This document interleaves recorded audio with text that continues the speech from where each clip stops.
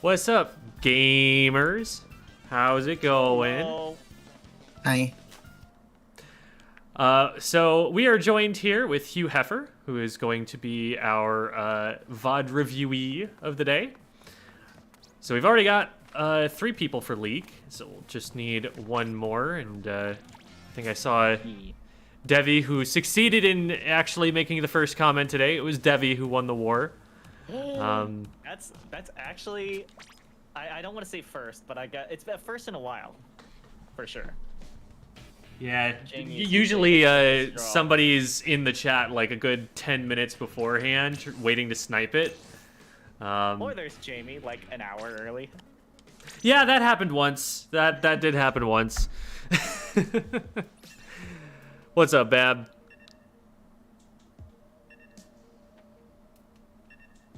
Hello. Debbie's like, okay, look, people have cheated. You get. Is it first if you reply first, like the second the stream ends? Does that count? Is that like ultimate first? See, I feel like that continues the conversation that was ongoing at the time that the stream ended, right? So Okay. you're still kind of chatting as a part of that stream, but I don't know exactly when. When the conversation dies, you have to be watching the chat like 24/7. It's 24/7. Like the moment the chat like dies, that's when the next stream you could say first. And HughHeifer, I have sent you my friend code. I've DM'd it to you on Discord. I already added you. Oh, Since it was okay. on your AKAs. Did some detective work. Mm-hmm. I'm on vacation, so I might as well. Yeah, there you go. Prep. And it's going to take a while to spin, but then once it's done, we'll be at it. Before we get too far into it, I want to shout out my squad, if I can. Oh, okay. You got a squad here with you? No, I don't know. They're gonna watch this eventually, so I just want to call out my homies. Ew Suck, Pig Jam, Horse Slam, and Dreadmill. They're all members of the Barnyard, and they're absolute menaces on the court. So you know. There we go. I might have actually seen Pig Jam in League before, I think. That's funny. Yeah. We've been playing a bunch recently, so.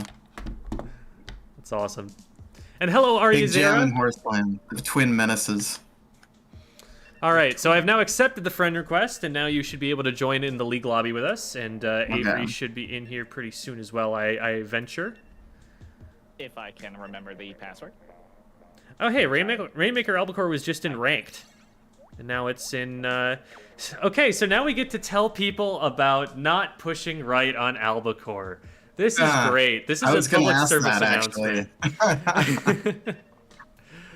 Oh, boy.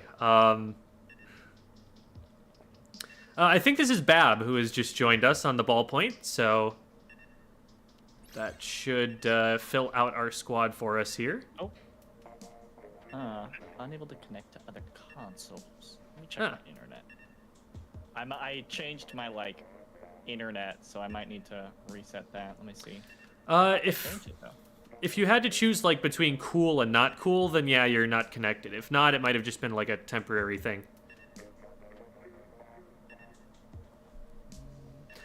Hi, Royal Fishy Fish. Doing well.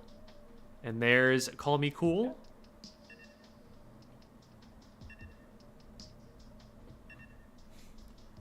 So, while we're on the subject of Albacore, let's talk about how we play this map, because from when I was just playing Ranked on Rainmaker Albacore, I should highlight my teammate Reborn, who tweeted out at one point, every time somebody pushes right on New Albacore Hotel, Splatoon 3 gets delayed another hour.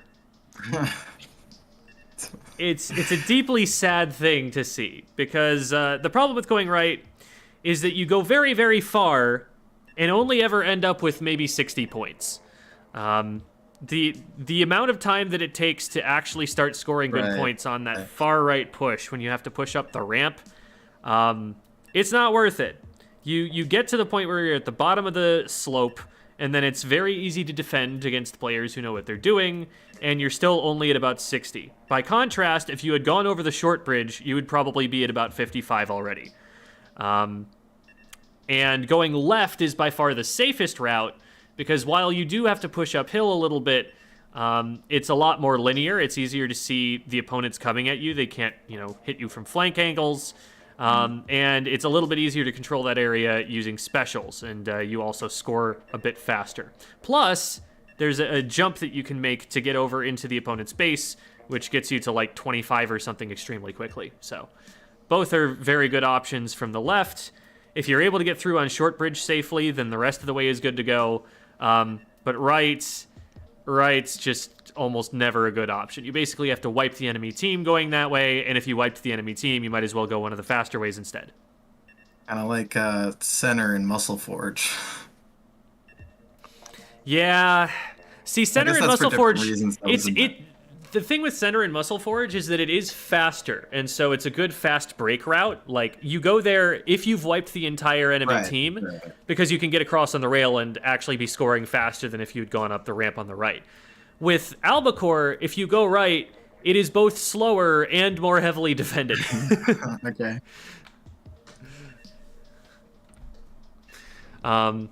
Yes, there is... so there's that tweet, which I believe I know where that sends you. I believe that sends you to a Japanese player who did... Oh, no. This is a different tweet, but it shows a bunch of good Rainmaker routes. That tweet is one resource you can use. I really like Kiver's video on the subject. Also, Avery, you coming? I can't seem to get my internet working. I don't know what's wrong with it. It's clearly not your internet, because you're on the Discord call. I know. I think it's just like, I don't know. I'm testing the speed on, I'm testing the connection on my Switch. It's very odd, because I remember using it before. Interesting. Okay, it says it's good. It's just like, let me try one more time. Okay. Sorry, y'all. Also, hi, Brock. Listen to everything Brock says. He is very smart. He coaches me in a number of different ways, so would definitely recommend his channel as well. I don't know exactly how often he's been streaming lately, but whenever he's on, he's, got Div 1 experience, very solid player, good frontliner to talk to about anything you've got specific questions about. What if I lied about my peak in my bio? Ooh, that would really hurt my trust in you, Bab, That would feel like I'd been deceived. I'd feel like I'd been betrayed. Just would not be good. Oh, hey, it's Darlene. Yo, yo, yo, what's up? Hello. I believe I do have one homie in the crowd, by the way. We got our resident sheep expert, You Suck, in the crowd. You spelled like E-W-E, yeah. Yeah. That's my faves. Awesome. And Darlene does some writing for us if I've got the right Darlene. If it's a different Darlene altogether and this is just a coincidence, then I've been bamboozled, but... Oh, your capture card stopped working. That sucks, Brock. That happened to me once. I think the operating system got updated and then the drivers just didn't work anymore or something like that. It was really sad. My connection is not working, so Debbie, if you want to jump in and get the ball rolling. All right, yeah, for sure. Troubleshoot. Let's get... So it looks like Bab is going to be playing ballpoint here. So we'll have Debbie getting to play some frontline. I just picked up my Xbox controller. Hold on, let's fix that. Been playing a little too much Elden Ring. Yeah, me too. That definitely is going to hurt my my KD. Debbie's here to make Chicken Lord proud. Playing wait, you don't have a chicken-related farmyard friend, do you, HughHeifer? No, I don't. We don't have a chicken yet. Maybe Avery Yeah. can be a part of the Barnyard Gang. Avery is a big fan of chickens. Big fan You of gotta auto have a bombs. name. That's the most important thing. A chicken lord. Yeah, Honorable Avery does go by mention. Chicken Lord, to a degree. I guess maybe not in game, but I should change it. I should change it to chicken lord. yeah, it's a little tricky because you have to cut a letter out. Maybe you just take out the C or something. Yeah, I'll probably do that. Something like that. Carbon in mid, got him. Can. Or I don't know if that's Carbon. One on the right side, little Hydra brush on boy. left. I am gonna back up a sec. Yeah, brush should I be see him. out of there. Got the Hydra. Got the Hydra. Another one in mid. That jump is probably dead. Got one. 2 down. 2 down. Oh, there's a splash on me. I got him.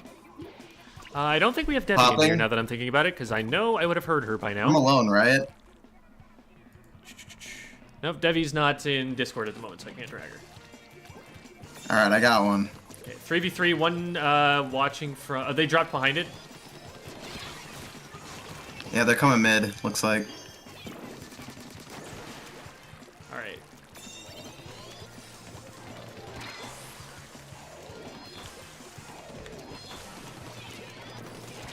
Oops. Three in there, one more on the wall. Oh, yep. 2 down. 2 down. Still one more on the wall. Oh, they dropped, they There's dropped. one- Why did they One drop? behind you, yeah. Yeah, The go, go, go, fools. go, go. Go, go, go, go, go, go, go. Oh, I did not need to jump that. Foolish. My influence spreads. Two coming through their streets, one gonna be further behind. Rainmaker's in front, I tapped him twice, and I might die. I got the 'cause roller. That's a Hydra. Missling. I'm hitting them with some bombs.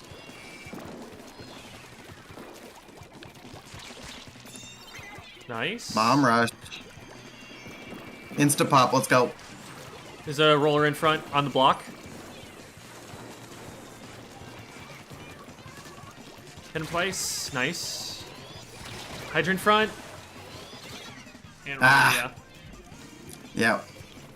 All good, all good. We're wasting their time. Yeah, we're already at 14, so. And that's a dead push. Yeah. One Oh, on one the... right here. Yeah, Got there him. we go. Nice. Oh, one Still on another our, one on our on bridge. left. Are they going around to try and grab? No, he's just No. playing in a They're weird just- spot. I got him. Nice. Whatever. I don't know what he's doing. Oh, one roller right by. Yep, got the roller. Okay. All right. I'm pressuring There's one Hydra, right here. or I'm just killing Hydra because they didn't. Oh no, they watched. They Oh. watched. Not my best shooting there. Hydra their streets. They've got a bunch of beacons in their street as well. We 2v3 right now. Yeah. We're okay for now. One in our street. One in our street might come from behind. They're on left bridge now. Okay. I don't know if Bad can hear me. I'll go challenge him. Yeah, he's in mid now. Yeah, that's him. I think he's alone. Yeah. Yeah. Dead. I'm dead though. 3v3.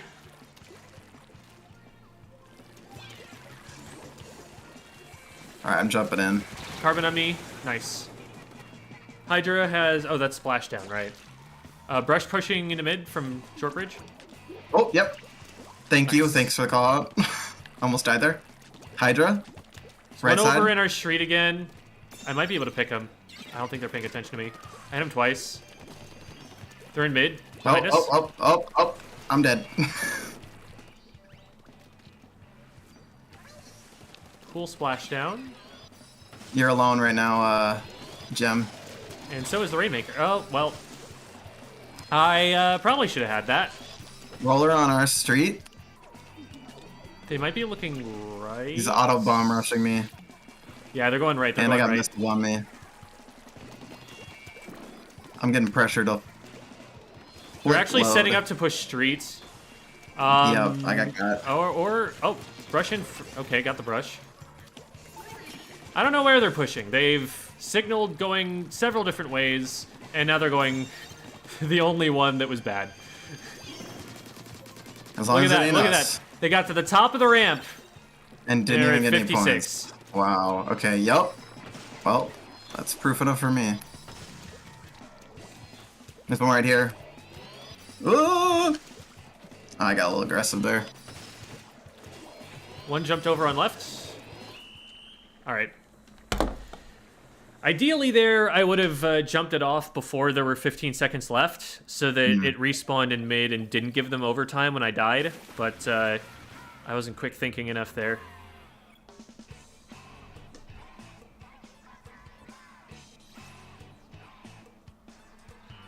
You rip apart time and space by unleashing torrents of chickens, and then you make money from their eggs and you sell the eggs. That sounds like Salmon Run. It sounds like a mode in Splatoon 2. The infinite chickens. The immortal chickens is our... There we go. Call me cool with your new tag written out there. The Chicken Lord without the C. Whose callouts? Babsy. Babsy.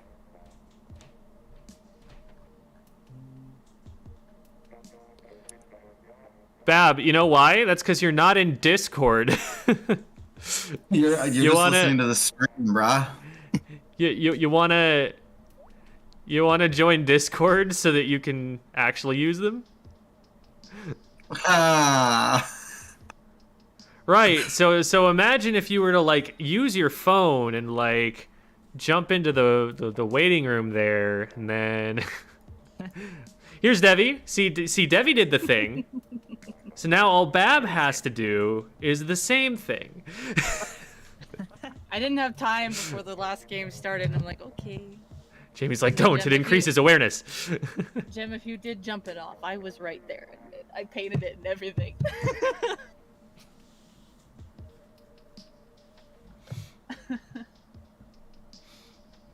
And there's Bab. My Look fault, at I that. was Now off a Bab is going to second be able to ago hear our callouts. and had my headphones on full blast. That scared me. Oh. What do you say about Tetras? Tetras are a solid, like, B or C tier weapon. They have potential, but the problem is, one, they're very hard. That requires you to aim about as well as any other weapon in the game. Gotta commit a lot of time. Just like very technical, and it takes a long time to learn. Two, like they play differently from like everything else, so you basically end up one-tricking them, and no other weapons work exactly the same way. And three, they don't paint a lot, and they don't have good kits. So there's room to make it work if you're a god at the Tetras, but they don't fit into a lot of team comps very well. They're really high commitment to learn, so you're basically locking yourself into a pretty niche weapon and only playing that very niche weapon. So the main weapon itself is like way better than its potential for use in competitive play is. Got a roller on the right side. At all. I'm dead. Sorry. All Good job there. good. They can't pick up yet. They're just kind of jumping in, stalling it out. Okay, Devi's down on the left, so that's someone coming left. Oh, there's a roller on the left side here. Got him. Good pick. Oh, there's a jet in the middle. Yep. Jet. Oh, I got a couple hits on him. He's right behind the I Rainmaker. just backed up 3 for on the- Rainmaker. They're picking up 3. Missling. Going in on the Rainmaker. Oh, Rainmaker down. I'm sniped from behind. I got one. Swift There's for my two down. ouch. 2 down. Careful not to peek him too hard. Yep. I'm trying to throw. How do you get out of there?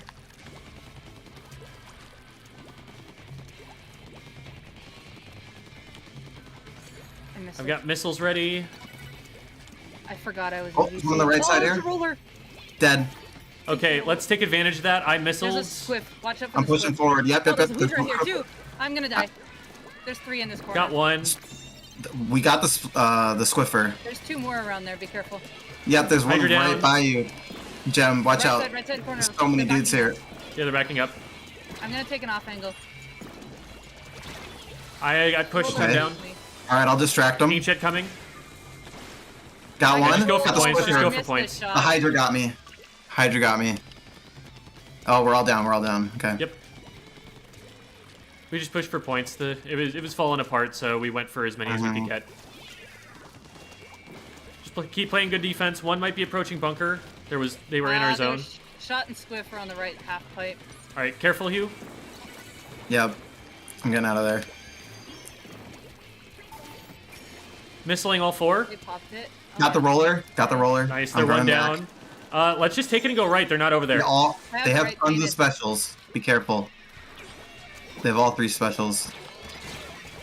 Got Okay, one. we got a little bit far ahead of the Rainmaker there. Someone came from Mini. I didn't know.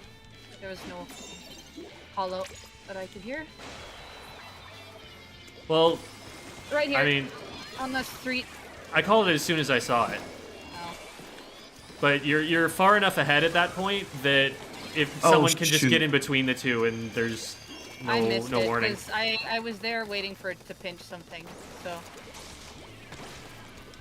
this isn't where I want to be.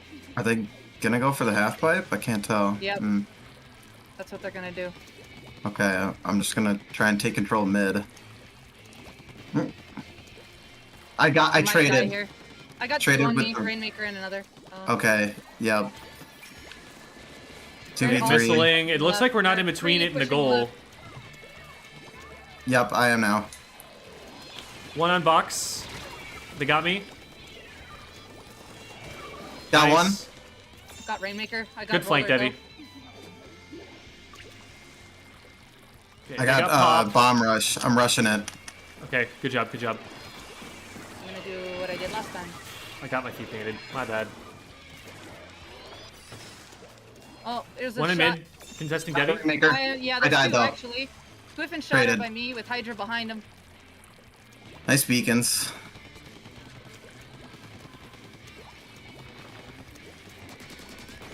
Hydra is on Missing. snipe.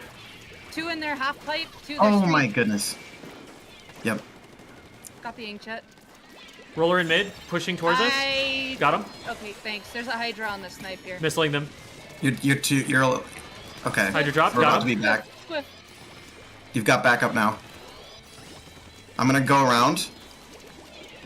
Flank them. Pushing their Off the ledge. street. One above, one On the above. street, on the street. There's 3 in Got there. one. The other one got me. No, I almost got the Hydra. 5 seconds. They can't just keep them from popping, and we're good. I had a really good flank, but I blew it, kids. Sorry. How did they? Oh, okay. Oh, I was behind him. That Squiff was mine. Man, that was a low-scoring game.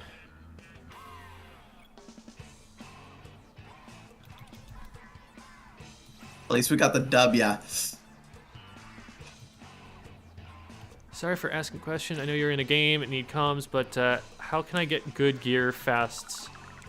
So, the fastest way to do it would be to use Super Sea Snails, and each piece of gear has brands. So, like, you look at my swim goggles, for example. This is Zinc brand. You can see in the upper right. Whereas these goggles are Todi Kensa brand. And this hat is Scallop brand. Those brands make it more or less likely for you to get certain patches, certain chunks. So if you want swim speed, for example, you want to find some crack-on gear. And you want to get, you know, one piece of that's got 3 slots open, and you drop a sea snail on it. It fills up, you know, you do the re-roll is what it's called in Merch's shop. You do a re-roll, it gives you 3 chunks, and then you re-roll again. Now, if you don't have 255 sea snails like I do, then what you need to be doing is it can help to drink from Krusty Sean's, get like a ticket for a swim speed up drink. Which you can get from Salmon Run, and drink that, and then you're more likely to get that patch. but the gear brand is by far the most important part. And you get gear that is all 3 crack on, you scrub it, and use the drink ticket, and that's the highest likelihood that you're going to end up with those patches. The drink ticket doesn't make a huge difference compared to the gear brand correct without the drink ticket. I think it's only like 2% more of a chance, so it's not the end of the world if you don't have those drink tickets. But definitely check your gear brands, because they make it literally 5 times more likely to get the one that you're looking for.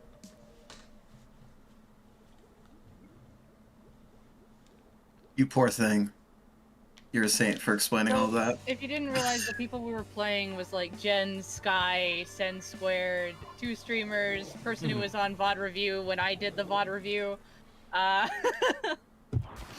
And I was like GG's to them, and then OBT comes in, saw us on their stream, and just like, yep, that happened.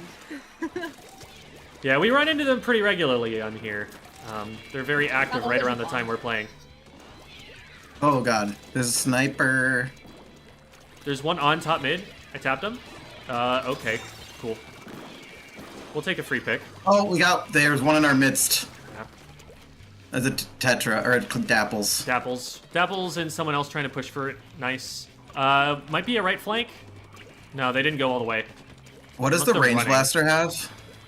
That range blaster is curling bomb and rain. No, Flank with me on the right. Thank or you. no, curling bomb and bubbles. Oh, I see him. There is a flank on the left, I believe. Yeah, no, he's not Yeah. going for it. He backed off. Flank right, flank right. I got so greedy there. Yeah, blaster in mid. Nice, they're down. There's another one. There's another one That's jumping 2 in. down. Charger on right, so it's only 1 on left. Take it and let's go The left. charger. Yep, go left, go left. It's Dapples on left, so watch around the blind corners. And watch for jumps down from walls. Yeah, they're up on the wall. They drop down, Got one. Oh, the charger got me. No. I got the charger. It's just you, though. There were Okay. 3 on left. I'm trying to get a sneaky angle here. I'll cut them off as best I can. Got him. There you go, okay. The gambit worked. 1 in street, Insta-pop. nice. That's 2 down.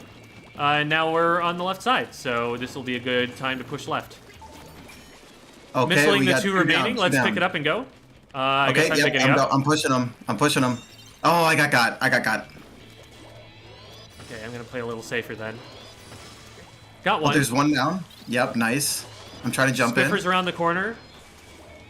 I played the inkjet wrong. Oh, I got sniped. I should have did that on the other side. I don't know inkjet very well.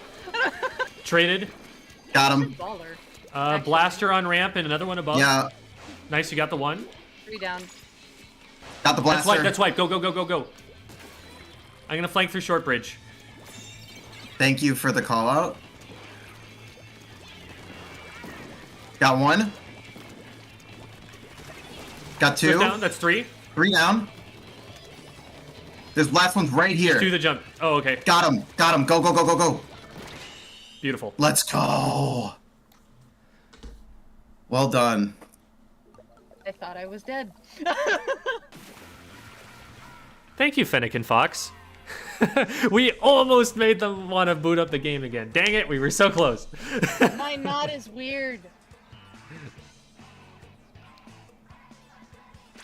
Krusty Sean's drink tickets work independent of brand. Always gives 30% chance to roll specific abilities. Brands don't matter when you use those. My understanding is that it's something like a 28% chance with the gear brand, and then the drink ticket takes it up maybe like 30 flat. So that would be in line with what I'm saying.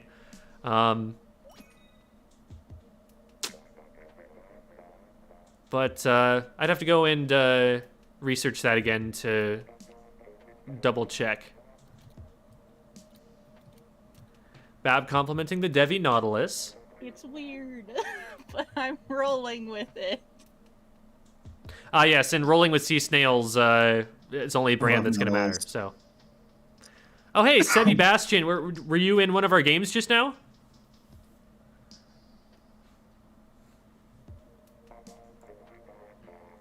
I mean, yeah, everything is worthy of being complimented, so there's no issue here.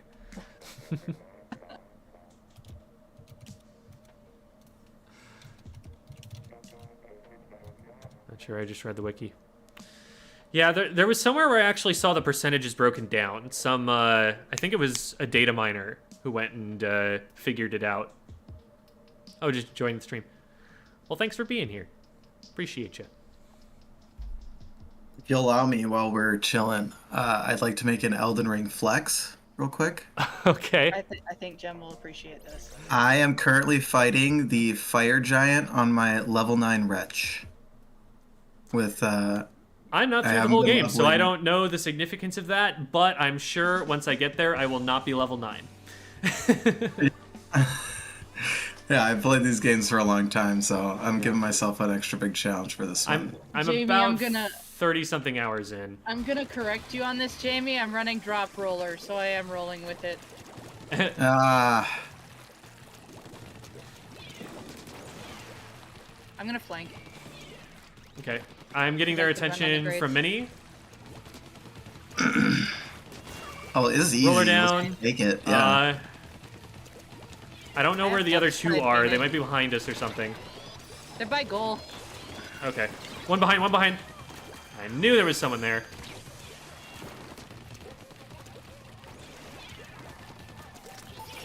Missling one by Bomb goal. rush. Bomb rush. Somebody pick it up. Tetra's going to... Not Tetras. Dapple's going over. We're good. Got him. You're good. You're good. You're good. Win. Yeah. Whee! I just dropped down in front of Easy. the goal.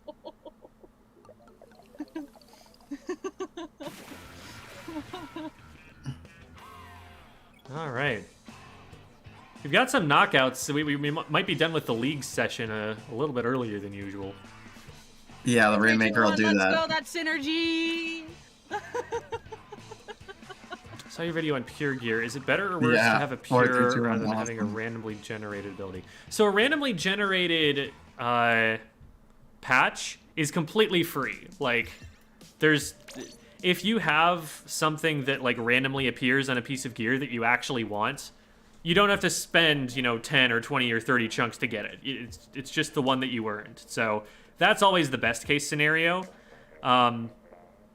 But the reason that a pure isn't good is because you have to spend so many chunks to get it, and you're still likely to not actually have what you're looking for in the first place. Like, what a lot of people try to do is they get a pure of something in anticipation of maybe needing that much gear in the future, and then they're like, actually, I want to swap one of these subs out. And when they do that, they're wasting 30 chunks of gear that they farmed.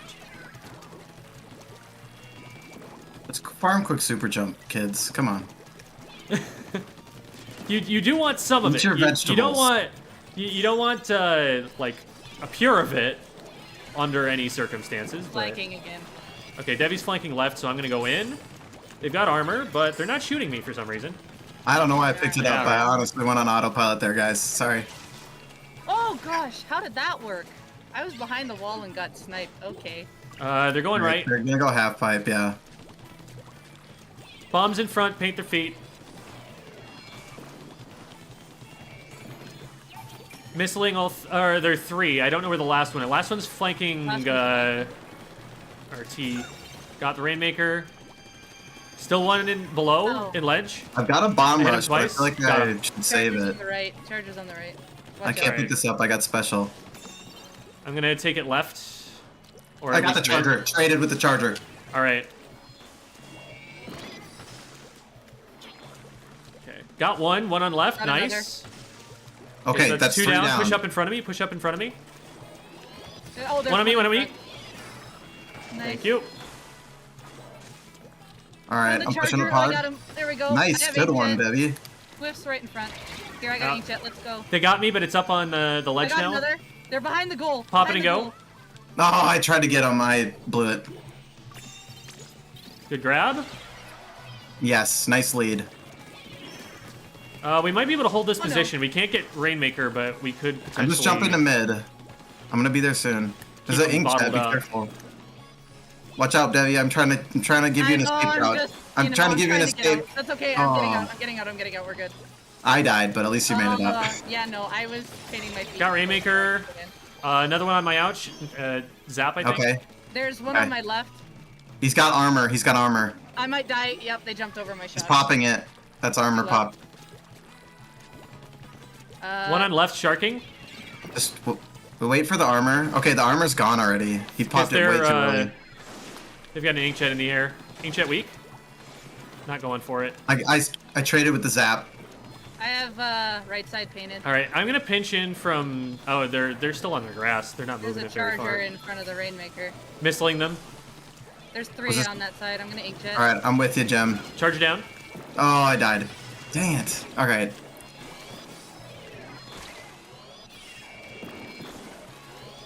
I'm just jumping out of this. This is this is a bit much. Yeah, it's a little. Yeah. Uh-oh. No. We should just take the high Three in ground front of here. Two from the Rainmaker, 1 flanking T. Or no, it's 2 and 2. Got one. They're 2 and 2. rotating it left. I got one as They're gonna well. blow There's. up. Yeah, they don't have time to get there. One ledge. Charger. Nice. Okay. Okay. Good pick. Nice. All right, just the zap. Watch out, they've been sharking before. They're on the right grass. I think. I'm just taking everything. Make it Painted up all. their half pipe. Painted their half pipe. One in There's mid. There's someone on our snipe. Traded. Oops. I'm getting out of here. Oh, I'm pushing on me. our On zone. me. There's one on the right side. Right side. Yep. He's a little weak. I got him with a burst bomb. They're gonna be healed by now. Don't push it too hard. Yeah. Well, I did. He's inkjetting now. Got sniped. I didn't think they could see that. Okay. They got our beacon. Bombs in front. Nice. Got Rainmaker. Minute left. Yeah, just paint everywhere. That's 3 down. Okay, just Squiff. Where's Squiff? Back by spawn, I think. Squiff is their T. I'm just sneaky going in. Oh, there's 2 in the half pipe. Oh, jeez. Wait for me to pressure. Okay. No, it's too late. We got pressured. There's 3 on their T. All in a All right, line. so they have 30 seconds. We're I'm gonna get here marked. plenty I'm of backing time up. to defend. Might want to jump out of that, Bab, if you can. On our grass. Back up a little bit. Yeah. Rainmaker's separated from the rest. Going in. Oh, I got one. Communication error has occurred. I got Oh no, for you. got 2. Let's go. Okay, we're good. Debbie I got with the clutch. The solid 2 inkjet at the end that I Let's never go. usually pull off, but I pulled it off. Nice.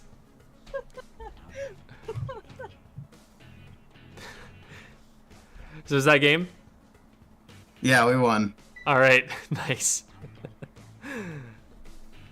Whew, not my best showing. I didn't even pop a single special.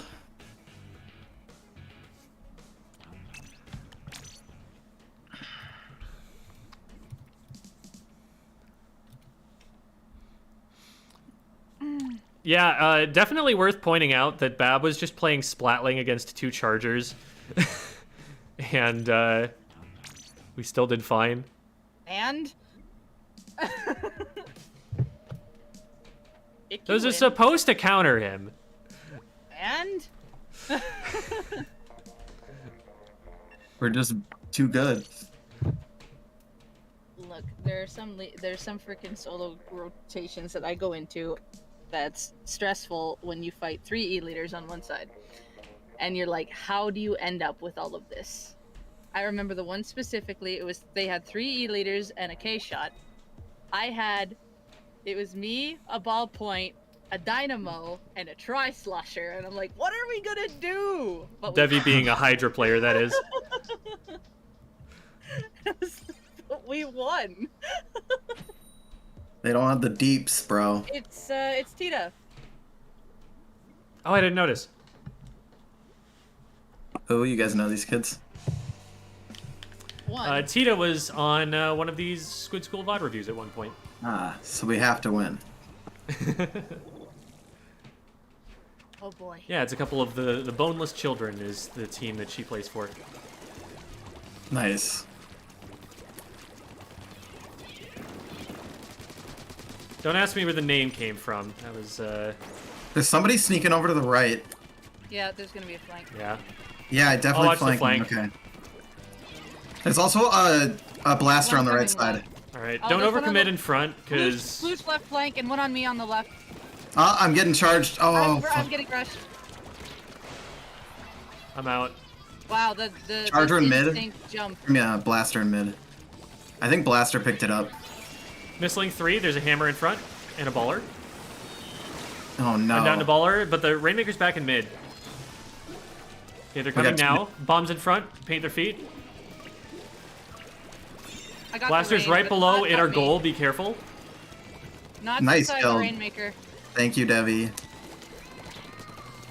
Sploosh down. Ah. Oh, Maybe I get the there's a blaster. charger. Or a minute. Yeah, charger right there. Bombs in front, No, paint feet. I missed it by one shot.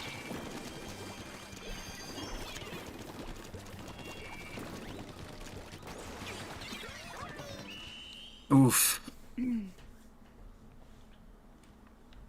was good. Hi, Trey guy.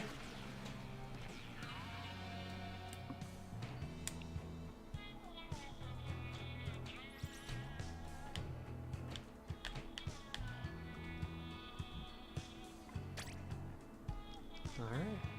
One more, and then we'll get the VOD review started. I suppose we found that point that I'm talking about, where I can crush the S players, but the second really good players get in the lobby. I'm just like, GG, Tita! And Trey Guy gives compliments to Babs' tag.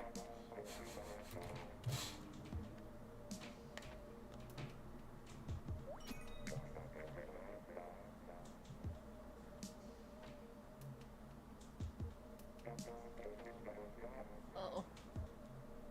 When Babs switched to sniper, I should have totally did Hydra too. Double back. Just for the final game. Bad with a little Kappa.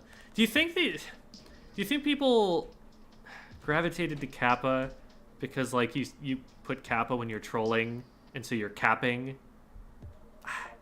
like I've been going back and forth in my head the last couple of days. Like, is that Chicken or the a egg, thing, or is you that know? just a coincidence? Capping. I think it's Capping is, both. like, way It's- newer.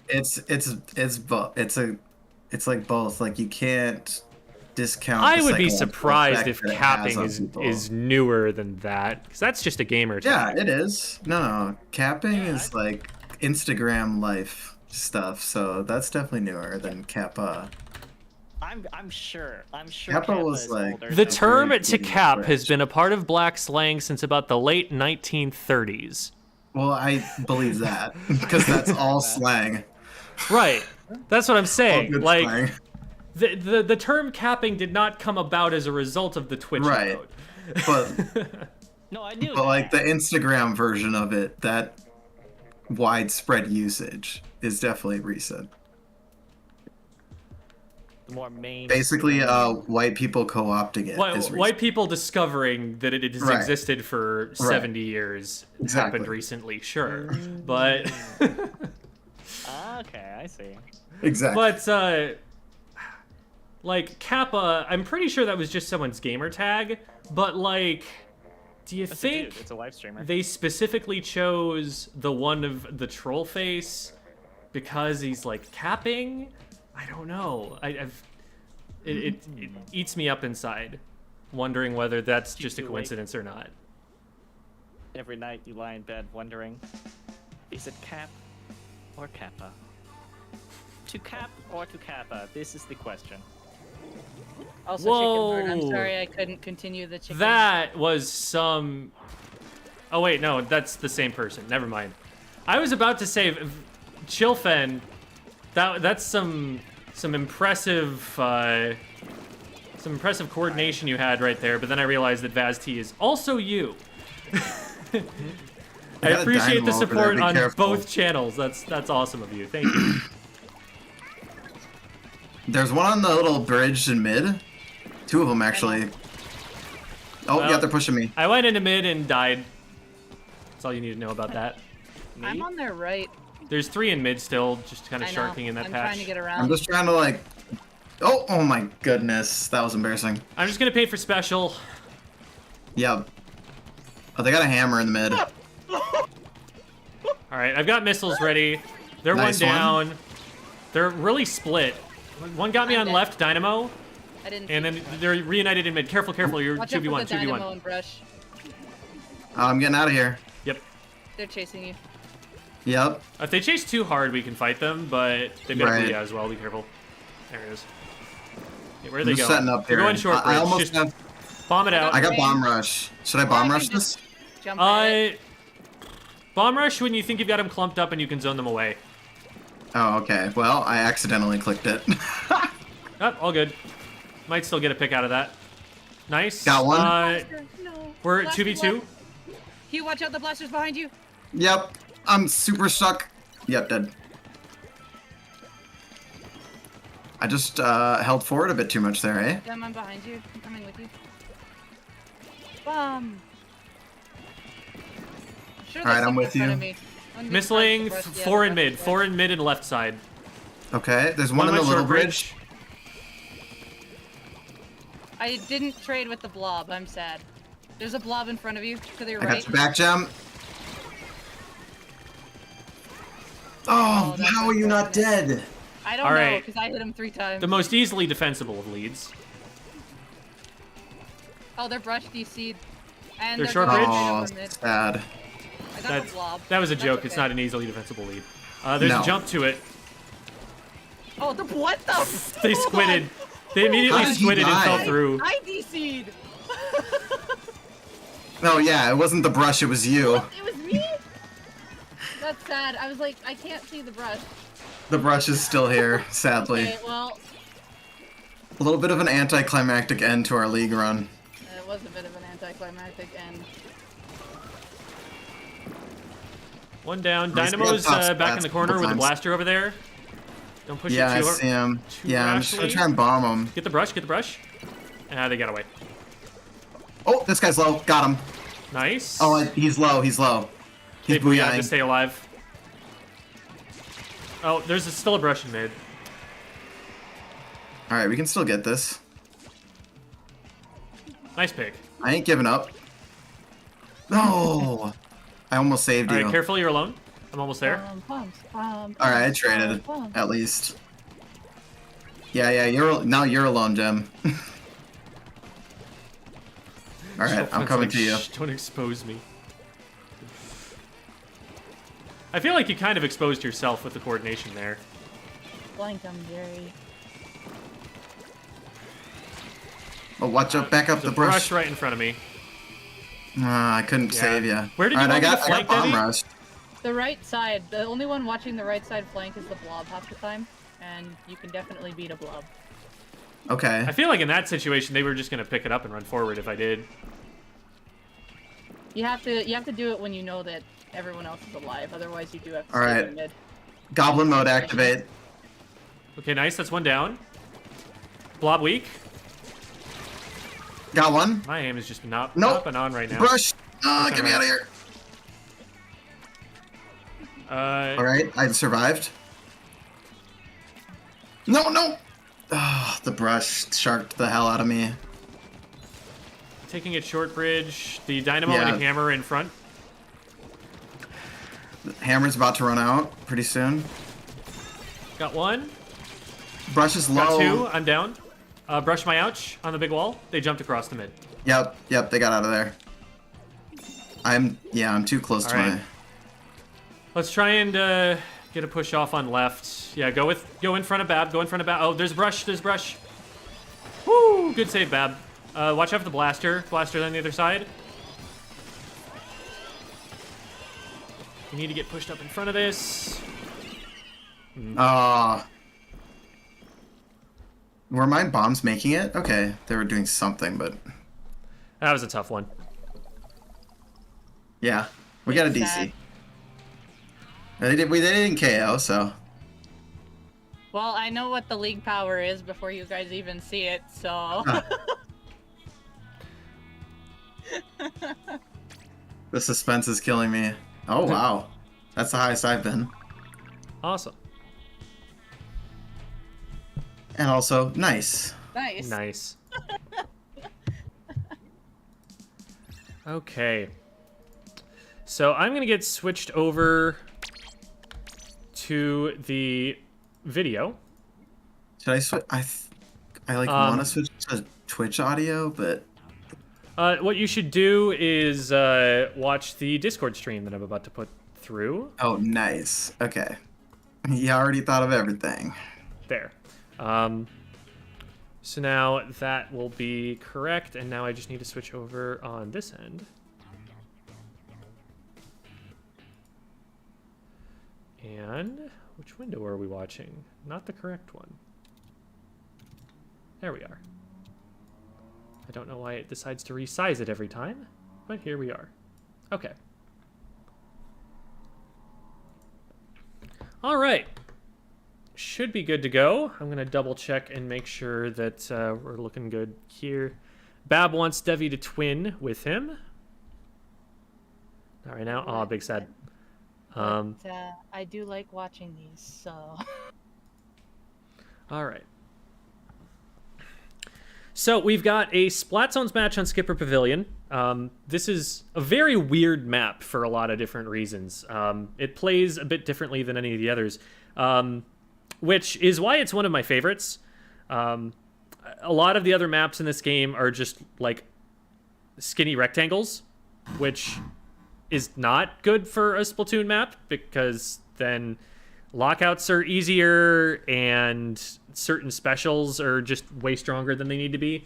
Whereas this one, there are definitely distinct paths that you have to take, and cutting off one doesn't necessarily mean you've cut off another. It's very macro-oriented. Splat Zones, unfortunately, makes it a little bit less complicated. You're either coming from the top or you're coming from the bottom, and that's about the only nuance there is to it. It's a lot more interesting with some of the moving objectives, but I digress. We got Neo Splash here.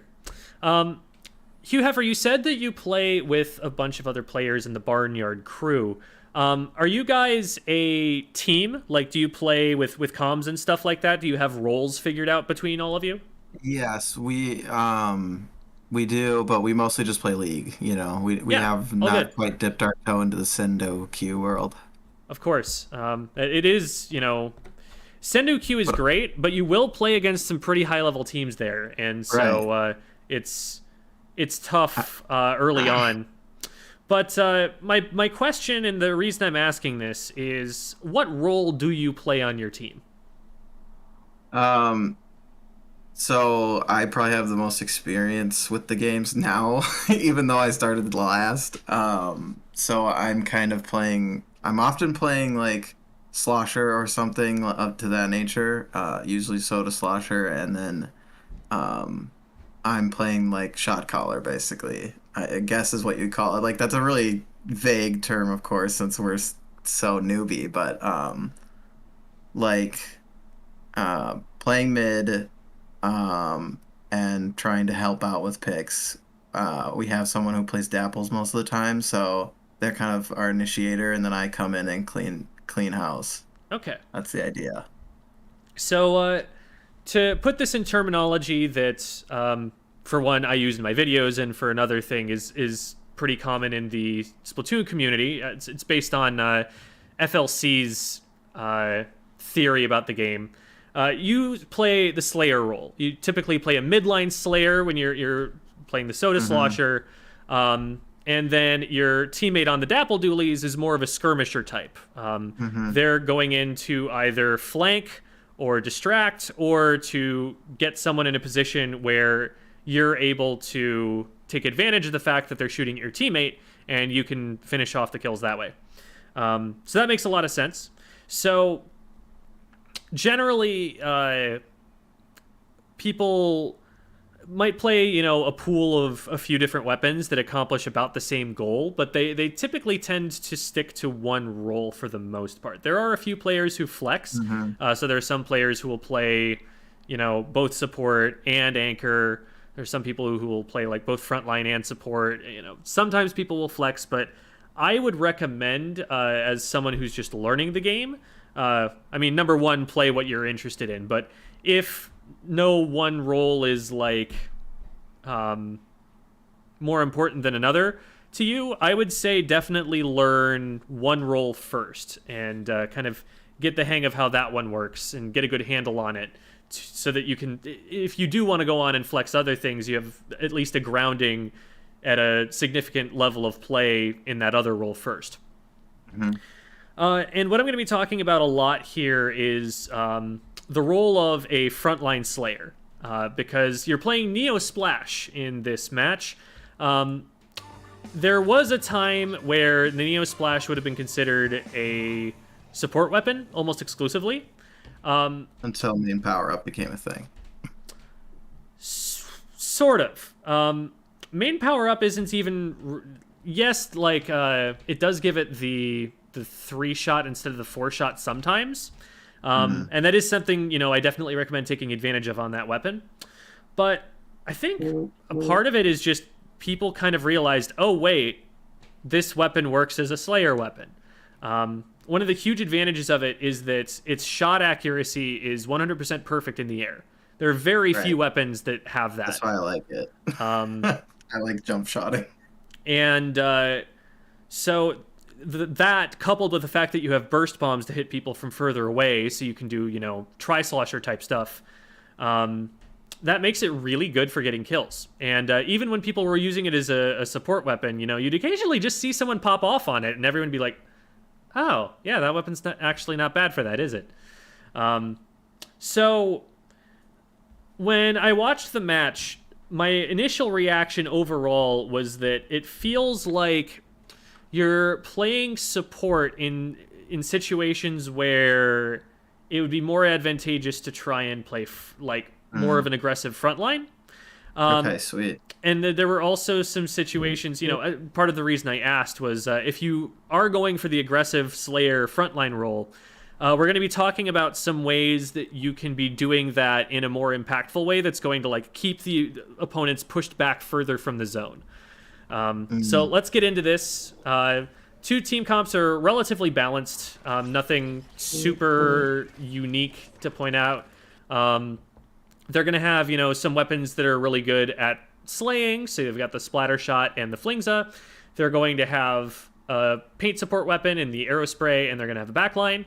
And then you guys are a little bit more aggressive in your front line. You've got a brush and a Neo Splash and a dualies. So if you were to drop back and play support, that would be a valid thing to do, because you've got two weapons that are going to be focused primarily on splats. And then you've got a pseudo backline. Blob is in a really weird spot in that regard. It's kind of midline, but kind of not. It's almost like a hybrid midline anchor, because it doesn't really fit into either role perfectly. But so you kind of look at this comp and think, I could go frontline or I could go support. Either way is a valid way to approach it. You can definitely get a lot done here. And it's just a question of what you're more attuned to. So that stalling has brought us to this first engagement. You've got two enemy players in front of you. They're all painting up. They've gotten there first.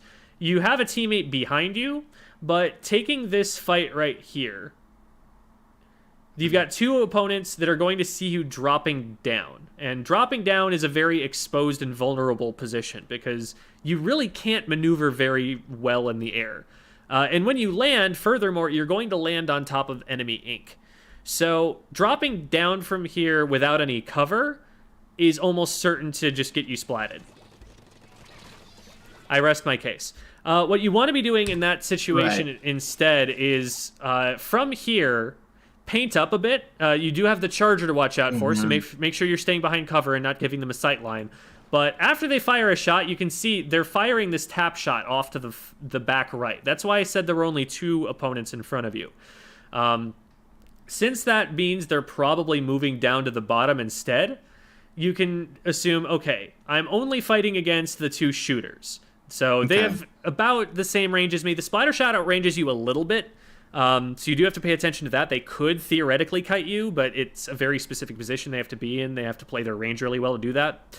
But they do also have burst bombs, and that's another thing to worry about. So if you're going to contest these, you want to do it from starting behind cover. They don't really, this isn't like the roller where they could just swing over the top of it and hit you there.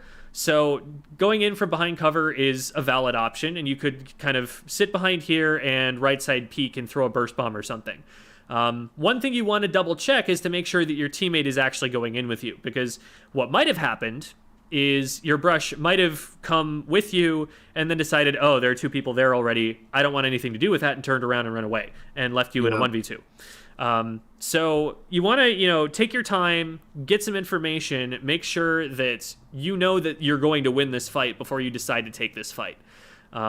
Because going in the way that we do here, basically the whole deck is stacked against you. You're up against 2 opponents, you're on their color ink, you're dropping from behind cover to the open space, and you're going through the air where you won't have much maneuverability until you hit the ground. And even then you'll have to paint your feet. Plus your back's against the wall, there's a ledge to your right, there's just really not a lot that you have going for you here. So to create some advantages, what you'll want to do is, if you're going to drop, and I might, throw some things at them and maybe try to get them separated before I even drop in the first place. But when you drop, maybe try to drop from behind cover. So use this pillow, right side peek around it. Do you know about right side peek advantage in this game? Yeah, I definitely don't employ it as much as I should. Like, I'm still trying to get my brain to do other things, like for sure, substrafing and whatnot. I actually got that down just recently. So something that I find helps is to imagine that there is a magnet between me and cover, so that wherever I'm going, I'm gravitating in that direction. I'm sticking to that side. Okay. But for those who might not know what I'm talking about, I'm just going to do a really quick demonstration to show what right side peek advantage is, and then we'll jump right back into it. But so when I'm looking around a corner here, this is a right-angled wall right here. Oh, it's still in the video. Oh, never mind. I'm watching Discord. Right, yeah. So on Discord, I'm probably still sharing the same thing. Yeah. But I probably should have just switched it to the OBS instead. But anyway, so from right about here, I can still shoot around this wall. So this is about the where I can be. Now, if we turn this camera around, you'll see that about half of me, or a third of me, is actually behind this wall.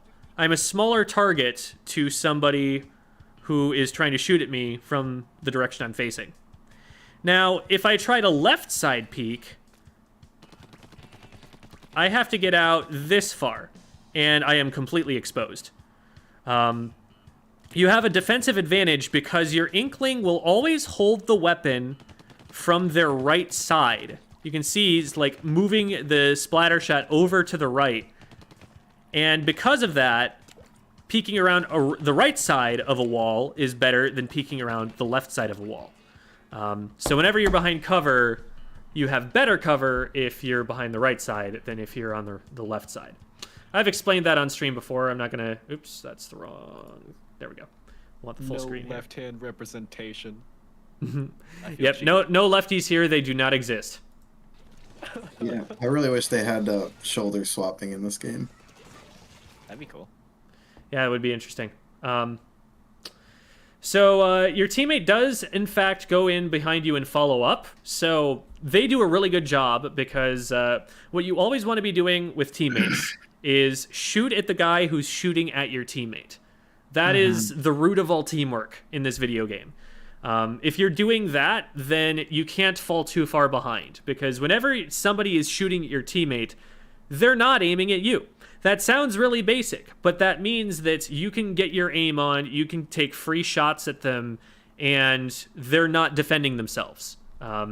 So your teammate does a great job equalizing this, and their teammate, for whatever reason, just decided to move straight down towards the zone, and so they're not here to take this guy out. If they had, helped out with this fight, they would have the advantage against your brush, and they would be able to trade 2 for 1 and go down and take the zone uncontested at that point. But yeah. Now they've got a brush at their back, and the brush should be able to get this. That is just an arrow spray. Yeah, and the arrow spray goes down right away. So the arrow spray's better play here would have actually been to stay in the fight. Even though they went and got the zone capped, the fact that they went and got the zone capped meant that they put their backs to a brush, and now they've scored 6 ticks, and they're going to lose the zone again. So if the aerospray stays in that fight, then that's better for them. Anyway. I feel like I've done that too in the past. Like, go for the zone when I could have stayed in a fight. Mm-hmm. As a general rule in this game, you can't really push the objective effectively until you have some kind of an advantage. Usually that's a numbers advantage. Sometimes that's a big special advantage. Sometimes it's an advantage that your comp paints more than theirs does. But most of the time, it's just you have to win a fight before you're going to be able to keep the zone for too long. Because if you focus on the objective, you're putting yourself at a disadvantage. And a team that's putting the appropriate amount of pressure on you to disrupt your positioning and keep you away from the zone, if you go onto the zone, they should punish you by just taking a fight right then and there and being at an advantage then and being able to actually bully you away from the zone at that point. All right, so we decided to go bottom instead. And from right here, we're sitting behind cover and painting. Now, I would say right now you have the zone capped already. You're already in that advantage state. The enemy team is also staggered. But do you know what I mean when I say staggered? Yeah. Mm-hmm. Yeah. So for those who might not know in the chat, they have someone who's down. And so if they were to take a fight right now and some of them were to go down, then even once this guy respawned, they still wouldn't be at full force. They would still be only 3 up instead of 4 up. And so that staggering of your spawns is a really huge disadvantage. And if you can keep it going by just getting 1 pick at a time, you can keep yourself in a 4v3 indefinitely. So since you have a big advantage here, you have 2 specials, they only have 1. You have 4 players, they only have 3. And you have the zone capped. Staying behind the zone is not what you want to do. Maybe if you're like a backliner and this is a good position to get, a vantage point on someone who's pushing the zone, then this is a good spot. But even your backliner is further forward and being more aggressive than you are right now. Because if they push in from the bottom, there's nothing in between them and the zone. If you put yourself in between them and the zone, it takes them longer to get there. And they can't paint the zone right away. They have to get through you first. That stalls for more time, if nothing else. That's where you want to be positioning yourself. You want to find a strong position that is in between them and the zone instead of just passively painting it from behind, because you want to lock them out of the zone. You want to prevent them from being able to get there in the first place. I got a follow-up question. Mm-hmm. So, if we're talking about that ramp up there... This ramp? Yep. Okay. So how do I turn that into an advantageous position? Because, they start with the high ground and they also have that, like, flank route up above. Not really a flank route. It's just like a way to shoot down at you. Mm-hmm. So where do I position myself to make that strong for me with my short range? There are a couple of things that you can do. One of them is to not go there. One option you have is to play the middle instead and to try and zone them out of coming down this way. That's one option. Another option that you have is you paint this area your color until they start to push you, and then you just back all the way up and hope that you have bomb rush at that point so that when they do push in, you can bomb rush to stop it. Okay, sweet. One third option is to shark under a ledge. Yep. So if you push just to the left of where my cursor is right now, right under here, it's really difficult for them to actually paint that spot. And what's likely to happen is they drop down over the top of you, and now you have their backs. You have to be very patient in that position, because you need to wait until they definitely don't see you, and you definitely will have your aim on before they do. Shooting too early from there is a really common mistake that often gets people splatted. So if you want to go for the super aggressive play, that's one thing you can do. That's something that you're more likely to see something like a Brush or a Tri-Slosher do, because their shots are a lot more guaranteed in terms of aim. Like, it's a lot harder to throw off those shots You're a lot more guaranteed dead if you just drop on top of one by mistake. So that's something that they're more likely to do, but a short-range shooter can definitely play that as long as they just hit their shots. So it's very unlikely you get caught there. Now, what someone who's being very careful will do is they'll throw a bomb down there, or they'll paint your feet, and then maybe you get caught, and then maybe you have to jump out. So it's a little bit of a higher risk play to try and do something like that. But even if they do flush you out, as long as you get away okay, you're still buying time. Because during the time that they could have been just running straight to the zone and painting it, they're like, oh crap, there's a shark here, let's deal with that shark. And time is constantly ticking down, you know. As long as you maintain the status quo, you're scoring. So you don't have to get picks necessarily, you just have to be annoying. You have to be in their way. You have to be something that they have to shove aside using overwhelming force to get to the zone. And at that point, once they're starting to use overwhelming force, that's when, you know, you know, they're using that to get you out of here and not on the zone. That's the hope. So like you hope that you get maybe the splatter shots splash down while they're not even on the zone to paint it. And then you back up and you have special and they don't, and you can defend from the zone using your bomb rush or something like that. But the goal is, again, to stall them, to create a zone of control. I talk about that in one of my videos. I don't know if you've seen that, the A rank video in particular. You want your zone of control to extend past the zone, because if it only extends onto like this small corner of the zone, you're allowing them to paint their side of the zone for free. So again, you know, your blobber is up further ahead of you. Now, granted, there's a stingray, so we're taking evasive action to get away from the stingray. And at this point, you are actually outgunned. There's a stingray out. You're one player down. There's a whole lot of paint on top, so you better believe that someone's going to be barreling down from here pretty soon. So I agree with your blobber's decision to back up here. It looks like they take out that splashdown right away. Splashdown is almost a special. But you see now that the enemy team is starting to make a hard push. You've got a bomb rush coming down over the middle, and you're starting to see people on the right-hand side coming out as well. You also need to be careful the charger is up. They are watching from here. This is an angle that they can hit, and so this is something you got to be careful about. So what I think happens here is you see this bomb rush, and you also see that you're going to get contested from the right, and so you make the decision to try and get into the zone so that you have cover from these guys on the right, and you can just deal with... Oh, no, never mind. That's a different push that happens later on. My bad. Okay. I was thinking of a different situation where you run into the bomb rush, but...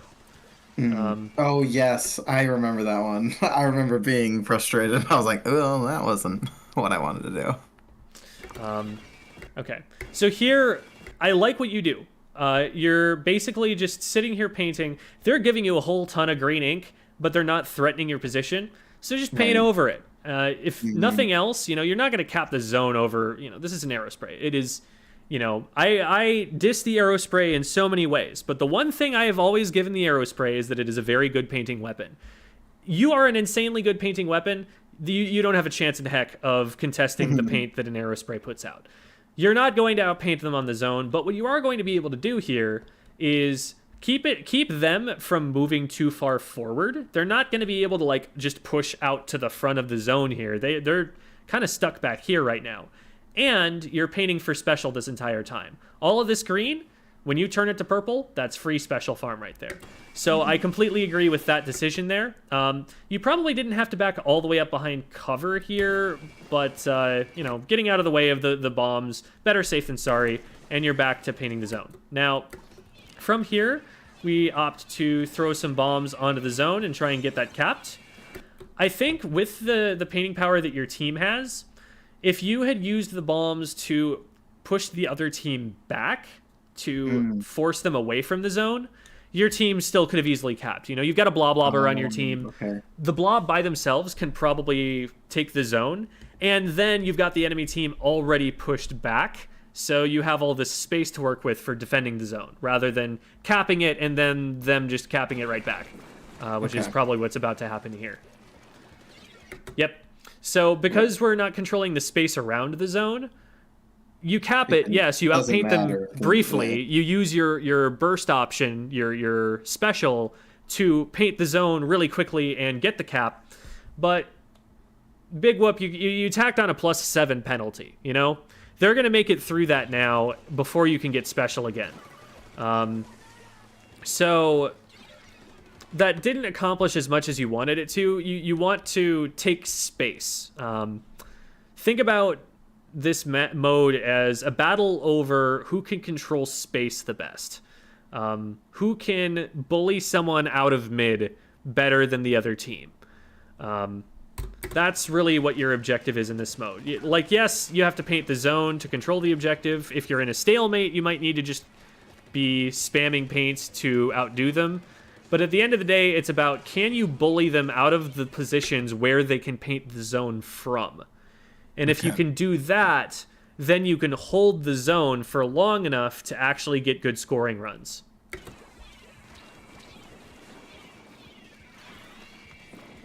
Because from back here, you're very constricted. There's not a lot that you're really managing to do.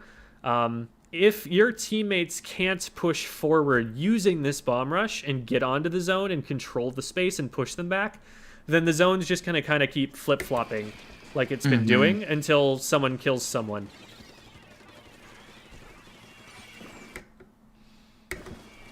And we're out of ink. The bomb rush is still going off in mid. And we're struggling to control it here. We end up pushing in and challenging the arrow spray. This is the one weapon in the game where I feel like this push is actually not the worst idea. Because the arrow spray has insanely short range, insanely bad shot RNG. Like, there are times where you can push into enemy ink against this weapon and still expect to splat them before they splat you. Now here, one of the things that you might want to consider is actually using your range. I know that's like, it took me a long time as a short range weapon to get used to the fact that I do outrange some weapons with my splatter shot. Like, it's very weird to think about, but like against the dapple dualies, you want to be backing up. Against an arrow spray, you want to be backing up when you fight them. The normal impulse as the frontliner is, I need to make sure they don't get out of my range. But you're in range to hit them before they're in range to hit you in this case. So you might have actually wanted to like move forward, and then once you saw that they were closing towards you, back up instead and put yourself out of their range. Because what happens here is actually in their favor. You get splatted on the zone, and they get splatted on like the edge of the zone. When you get splatted, you put paint down at your feet for the enemy team. And so what's just happened is you've painted more of the zone for them than their splat has painted the zone for you. And so you're at a disadvantage here overall on the trade. Going for the arrow spray, I mean, trading them, that does get rid of a lot of paint potential for them. But in general, if you're even trading in a 1v1 with an arrow spray, you took the fight at disadvantage, basically. Part of it was also aim, and that's, you know, something that obviously you'll be working on with time. You kind of whip around, do a little horseshoe like this. You can see with my mouse. I had a question about that in general, because as I was playing this session, as I was playing this session, I was like, and I hadn't thought about this for a while. I was like, maybe my sensitivity is a little bit too high. I play 5-5. And do you think that that would be easier for me, or should I just, like, I guess, grind and just, like, accept that it'll be a little jittery until I get better? Because, like, I kind of just want to go for it, you know, and just be like, all right, fine, +5/+5, you'll get there. Like, you'll speed up to its speed eventually. That is exactly my approach. I play +5/+5.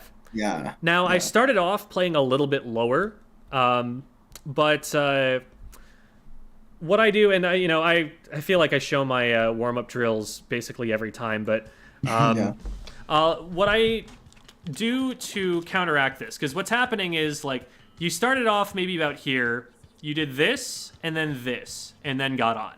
So you're doing... Oh, hold on. Oh, sorry. Okay, now, I know I'm watching. So now I do it? So you kind of did one of these, and then one of these. and then you were on. You waved back and forth a little bit. Yep. Now, wave aiming like that will eventually land you enough shots, but it's very inefficient. Right. And what you're always aiming for is to go straight line to the target and stop there. So it is better to move this slowly and get your aim on than it is to be waving back and forth quickly. Always try to just slowly move to the target and stop there. Never, like you never want to be going past the target and having to come back. Because on your way back, they're probably moving, and that's going to throw you off even worse. If you ever find yourself missing, just reposition right away. Like, as soon as even, like, 1 or 2 shots miss, a top player, somebody who's playing optimally, already has advantage of you if you don't move. So, as soon as you're missing anything, just always swim strafe somewhere. You know, and then, so that way, instead of just, like, correcting with your aim, you're correcting with your movement. And, maybe this is just from me having played dualies before, but actually, like, while you're moving, that can be some time that you spend getting your aim back on. So you can, like, get yourself reset while you're doing that, and so that you can kind of do 2 things at once. But one of the first drills that I always do at the beginning of the day to make sure I'm not overcorrecting and I'm not getting in bad habits of kind of trying to steady myself like that is I'll start from, like, just a neutral position. Maybe I'll close my eyes so that I'm shuffling things up for myself. I'm not relying on muscle memory. And then when I open my eyes, I'll snap to the nearest target, and I might shoot it. I might just start by just getting my reticle on. See, there I overcorrected a little bit, and so I'm not satisfied with that. I'm going to try it again. I'm making sure that whenever I go to this target, I'm never going past it. I'm always going just to it. So there I overcorrected. And get the discipline down so that you're actually stopping right on the target. If anything, aim to be a little bit... So with this particular drill, I actually try to aim, if anything, to go too short, because then I can always just... If I end up here when I snap, I can always just adjust a little bit. Now, that's not a great habit to get into if you're up against a moving target, but it is a good habit for not overcorrecting. With a moving target, it's a little bit tricky because you always want to be aiming a little bit ahead of it. But the goal of the previous drill, you know, the way that you reconcile those is the place you're aiming is in front of the target by a little bit. And you never want to, like, overcorrect so you're doing this sort of thing and missing them that way. You're just immediately snapping straight to the front of the target and pre-firing that spot.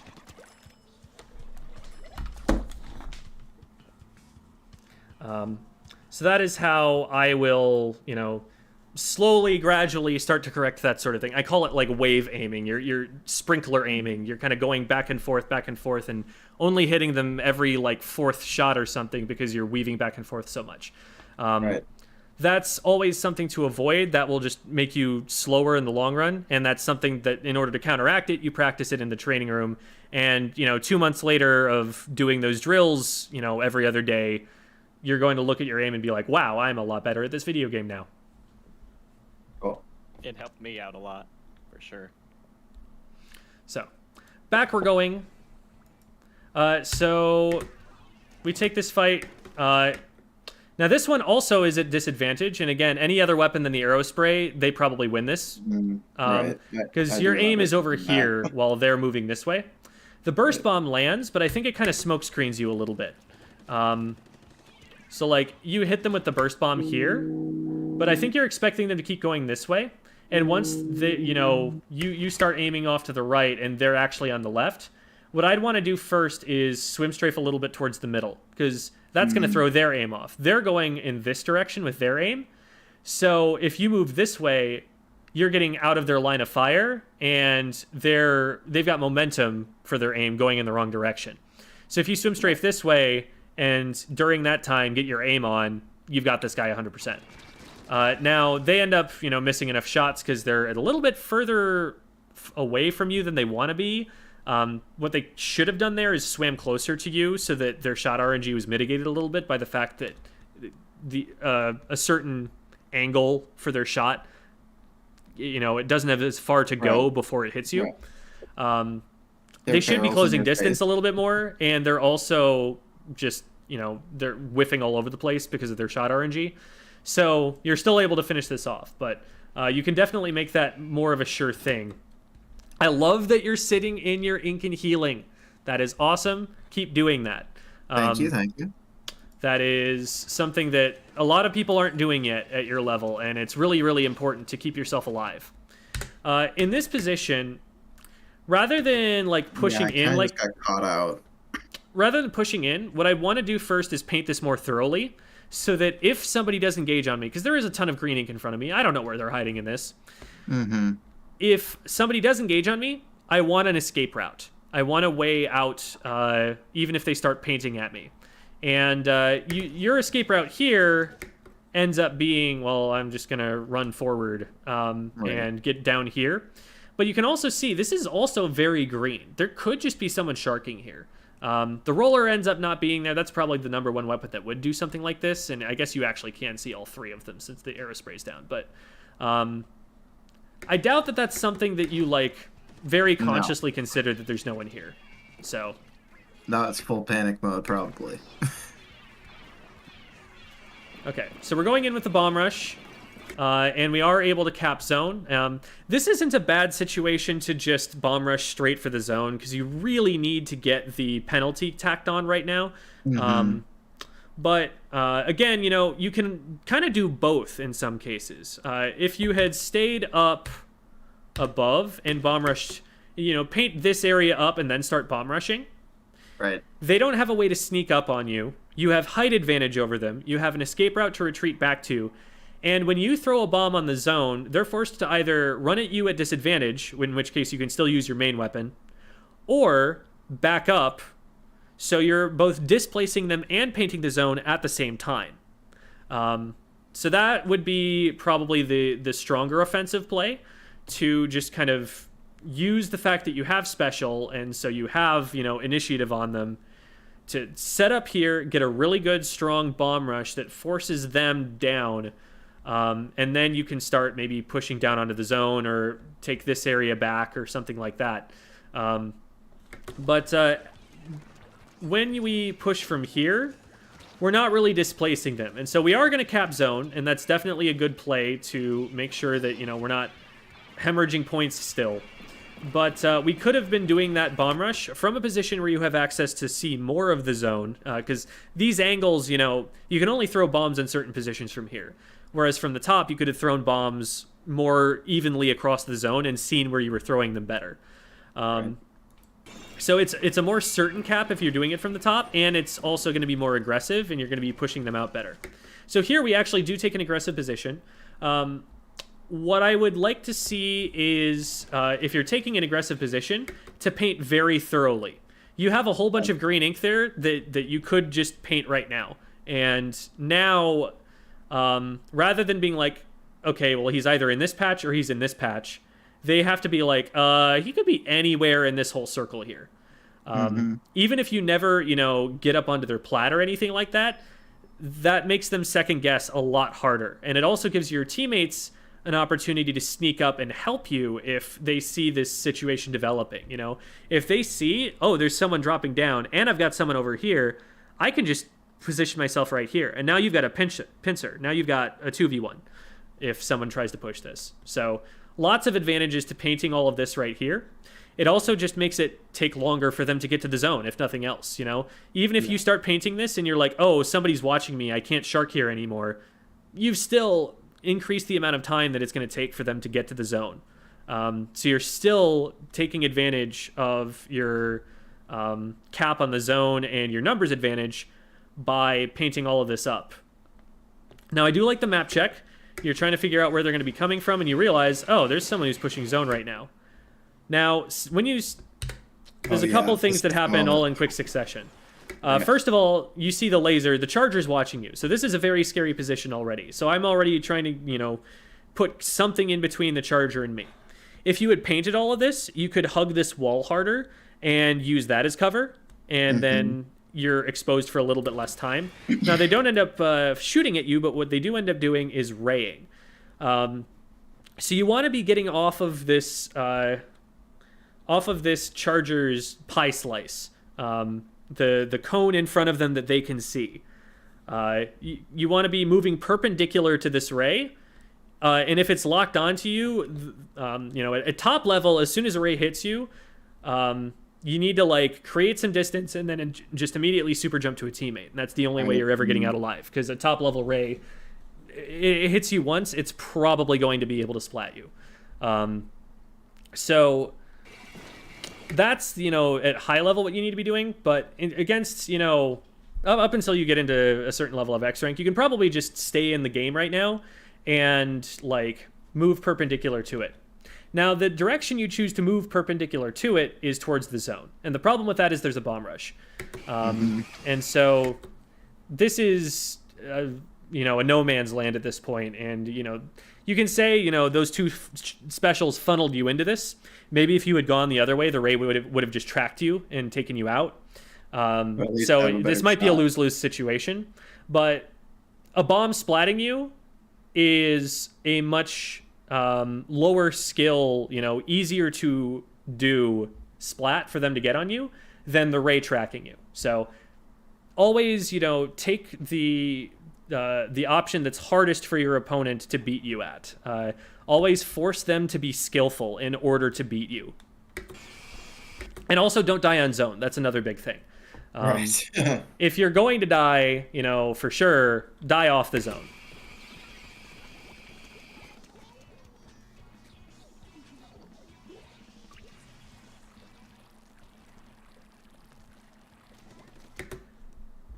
Dropping down right here is really risky. They've had control for a little while, and this whole area is green. You've got 47 ticks.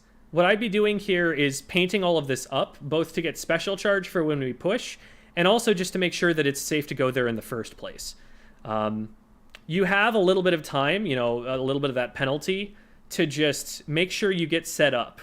Better to have a good push that takes a second to set up than a rushed push that is more likely to fail. Because if you fail, then they're definitely getting through this penalty.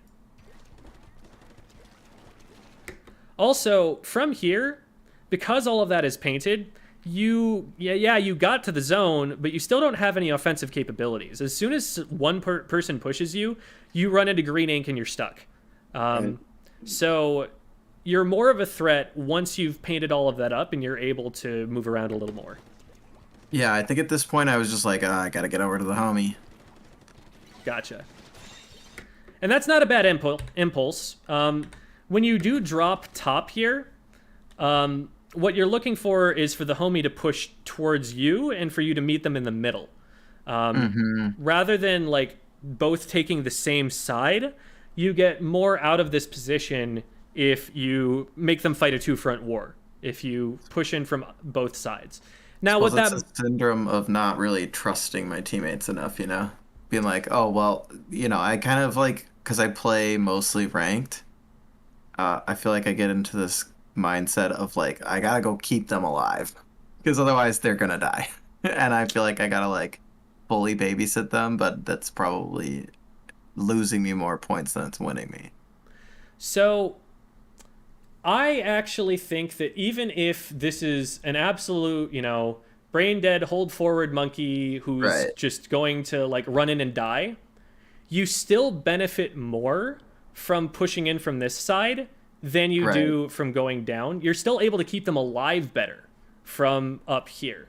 Because again, if this guy is holding forward and you're with him, then the opponent is looking at two of you in the same direction. But if this guy holds forward and you're going in from mid, this guy who's shooting your teammate, you have their back. So you just shoot them in the back, and that's how you keep this guy alive. Right. Okay. Because he's going to get the shots on this guy in the same amount of time either way. But if you go in and hit that opponent from the back, that's a much surer splat that you're going to be able to get on them. So either way, you know, even if this guy just holds forward, and that's really all that they can do in this position. They can either not play aggressively, or they can play aggressively. But it's a very linear game plan that they have from here. They can only go in on the bottom side. Right. They're already kind of, I don't know, it's not really trapped down there, but I guess you could. It's very linear. I wouldn't say trapped because they can move forward and backwards on that line and still be effective. But they are locked into this trajectory, basically, towards mid. And so you can play around that. You can know they're going to be putting pressure on here if they're doing anything at all. They're either standing still doing absolutely nothing, or retreating, or they're going to be putting pressure on this area right here. Now, the one thing that this does mean, though, is that you're going to have to play a little bit more precisely, because you're going to have to retreat if the opponent decides to put pressure on you instead. And in order to be able to retreat, you need this area painted. So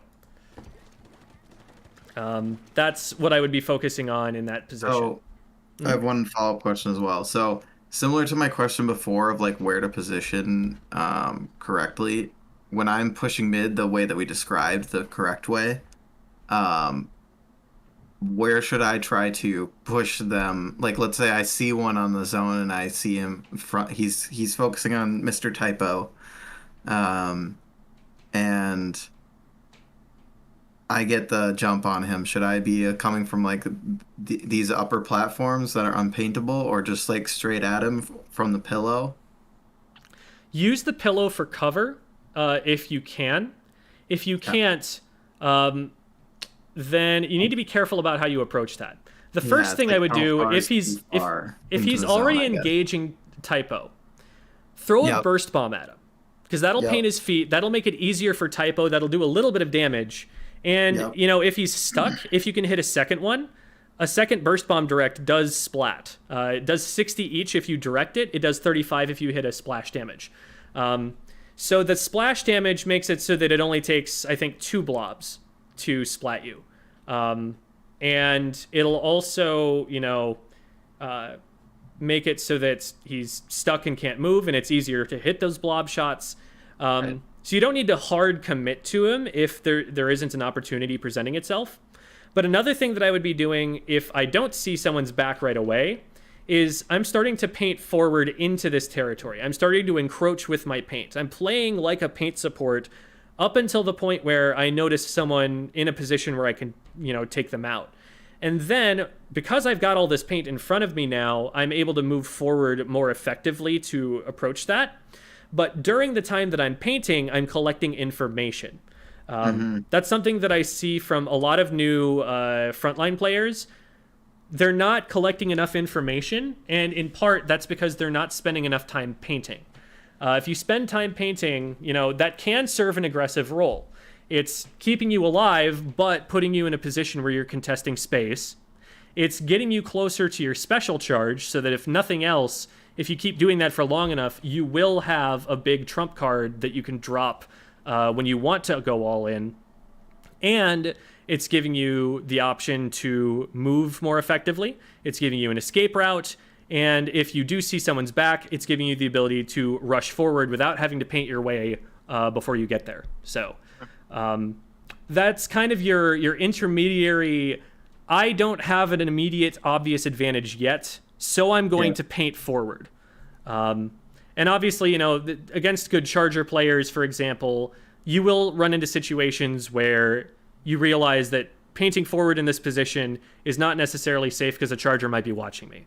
You'll learn that, you know, from certain positions, it's not safe to do that, that I need to be taking cover and then doing something like that. You know, you'll start to gain experience with it. But generally, paint more so that when you do fight, you're at a bigger advantage and you have a higher likelihood of success.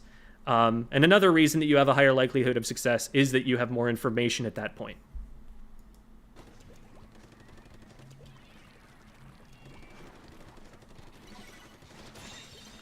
All right. So let's take a look at this fight here, because they're 2 down. We should definitely be able to cap, and so you're doing the right thing to cap, absolutely. As soon as you see this paint going out, though, you have to be scared, because the only weapon that you outrange is down. And they have height advantage over you now. You're on the bottom side. Their shots will travel a little bit further than yours will. They have a literal range advantage, even if they're using the same weapon as you, because they're uphill from you. So this is not a winning fight now. And you're also on the zone. So if you do lose the fight, you paint the zone for them. So for all of those reasons, as soon as I see that paint going out, I'm not engaging right away.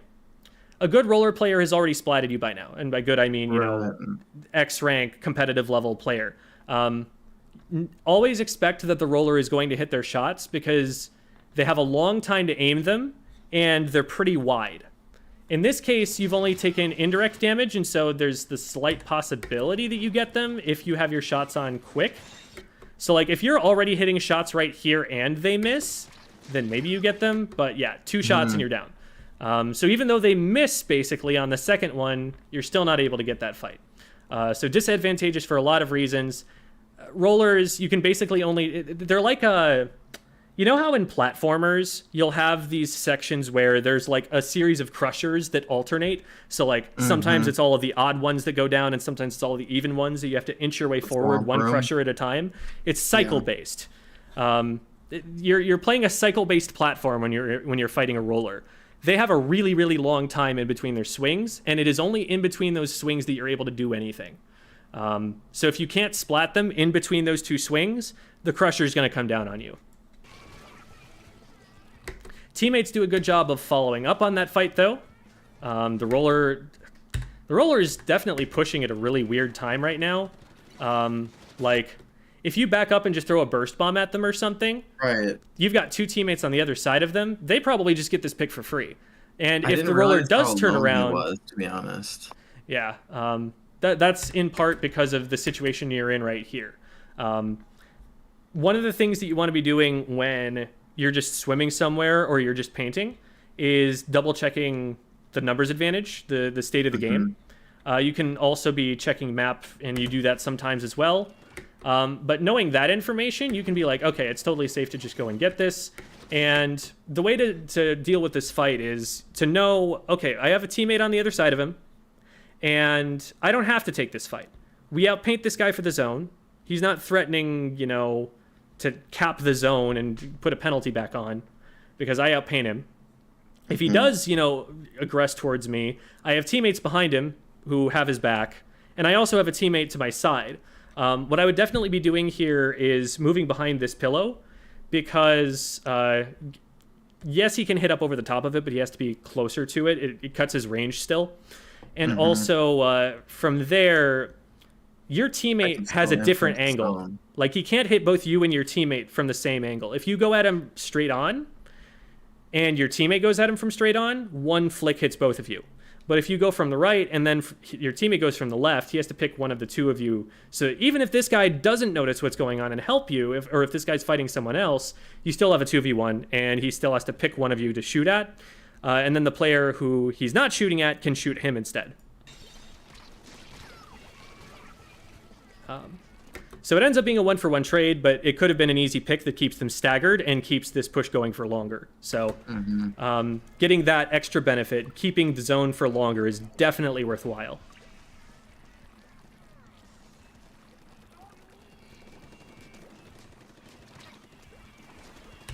Okay. So once again, we are dropping pretty early here. This is definitely not painted super well. Now, this guy definitely isn't looking at you or even like worrying at all about this area.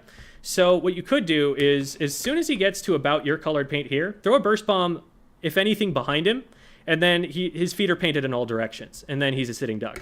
And then, yeah, okay. We, in this position, so we overcorrect and aim behind him, and like I was talking about with the moving targets, this is the worst case scenario. Let's go back to that really quick to show what's happening here. Because I'm changing, like, I'm in all axes trying to aim at this guy. So, if a target is moving, right, it's better to miss in front of them than to miss behind them. Because if you miss in front of them, you can literally just stop shooting, and they will move into your line of fire. Like this. This is called pre-firing. This is actually something that people do all the time, around corners, for example. So if I'm right here and I pre-fire, they'll run into me. And the advantage of pre-firing is that they get hit before they can even fire a shot. You have initiative over them because your shot lands first. So pre-firing in front of them is better than missing from behind, because if you're behind them and you're trying to catch up, they're just constantly moving away from you, and you stand to miss all of those shots. Whereas if you miss from in front of them and they move into your shots, then you're likely to at least get a couple of taps before they move through it, and then you can maybe try to track them from there. Learning how to like pre-fire and then keep tracking after you get the first hit, that's something you can also practice here. So especially this last moving target is great for this. There I didn't do a great job, but let's try it again. There. I pre-fired until I hit the first shot, and then I followed them up for the rest of them. I'm going to take this sweater off. I'm getting kind of hot. So that's something to work on as well in terms of your aim drills, making sure that you are not following behind them and missing the entire way, but that you are, in fact, starting to pre-fire, which will give you the chance to get your aim on after they move a little bit. Mm-hmm. So move back now. Because right here, there's very little of their color ink that they can actually move through. It's only what's right in front of them, basically. So if you cut off behind them and then aim in front of them, they're stuck in this one spot, and you've got them zeroed out pretty quickly. Right. All right, so they get away. Now, this is a scary position, because now there's someone on the left who has all of this green paint that you haven't cleared out to be able to move through to get to you. There is a bomb rush, and it's a curling rush, so it's not super threatening. What you could do in this position is just try to rush the bomb rush down, because they're looking at That was my initial thought. They're looking the wrong way. They're not really focused on you. But you commit the cardinal sin of not having played this game for quite as long as other people, in that you don't know your range yet. You start shooting before you're in range. And so you're missing, and that alerts him to your presence, and now the guy behind you is going to get you anyway. But running further forward is a good idea, both because you're actually going to hit your shots, but also because you get further away from this guy before you stand still and commit yourself to something. So you had a better chance of trading if you'd gotten a little bit closer. Okay. The ouch spam...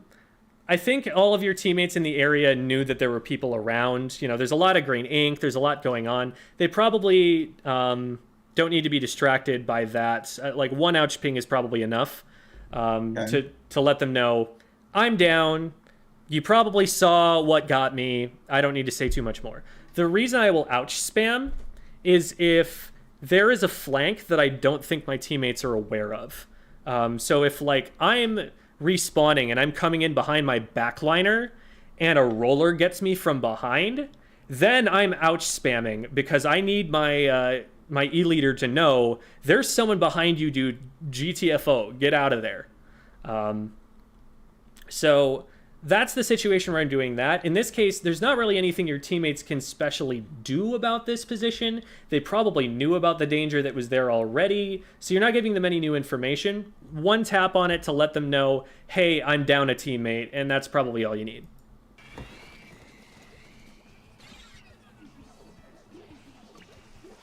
All right, so this is dangerous, because what could happen right now, and what is likely to happen because it's solo queue, is a stagger. Right. Yeah. You have two players that went down. You have two teammates that are on opposite sides and are pretty darn close to all of the action. It's very likely that one of them goes down here and starts a stagger.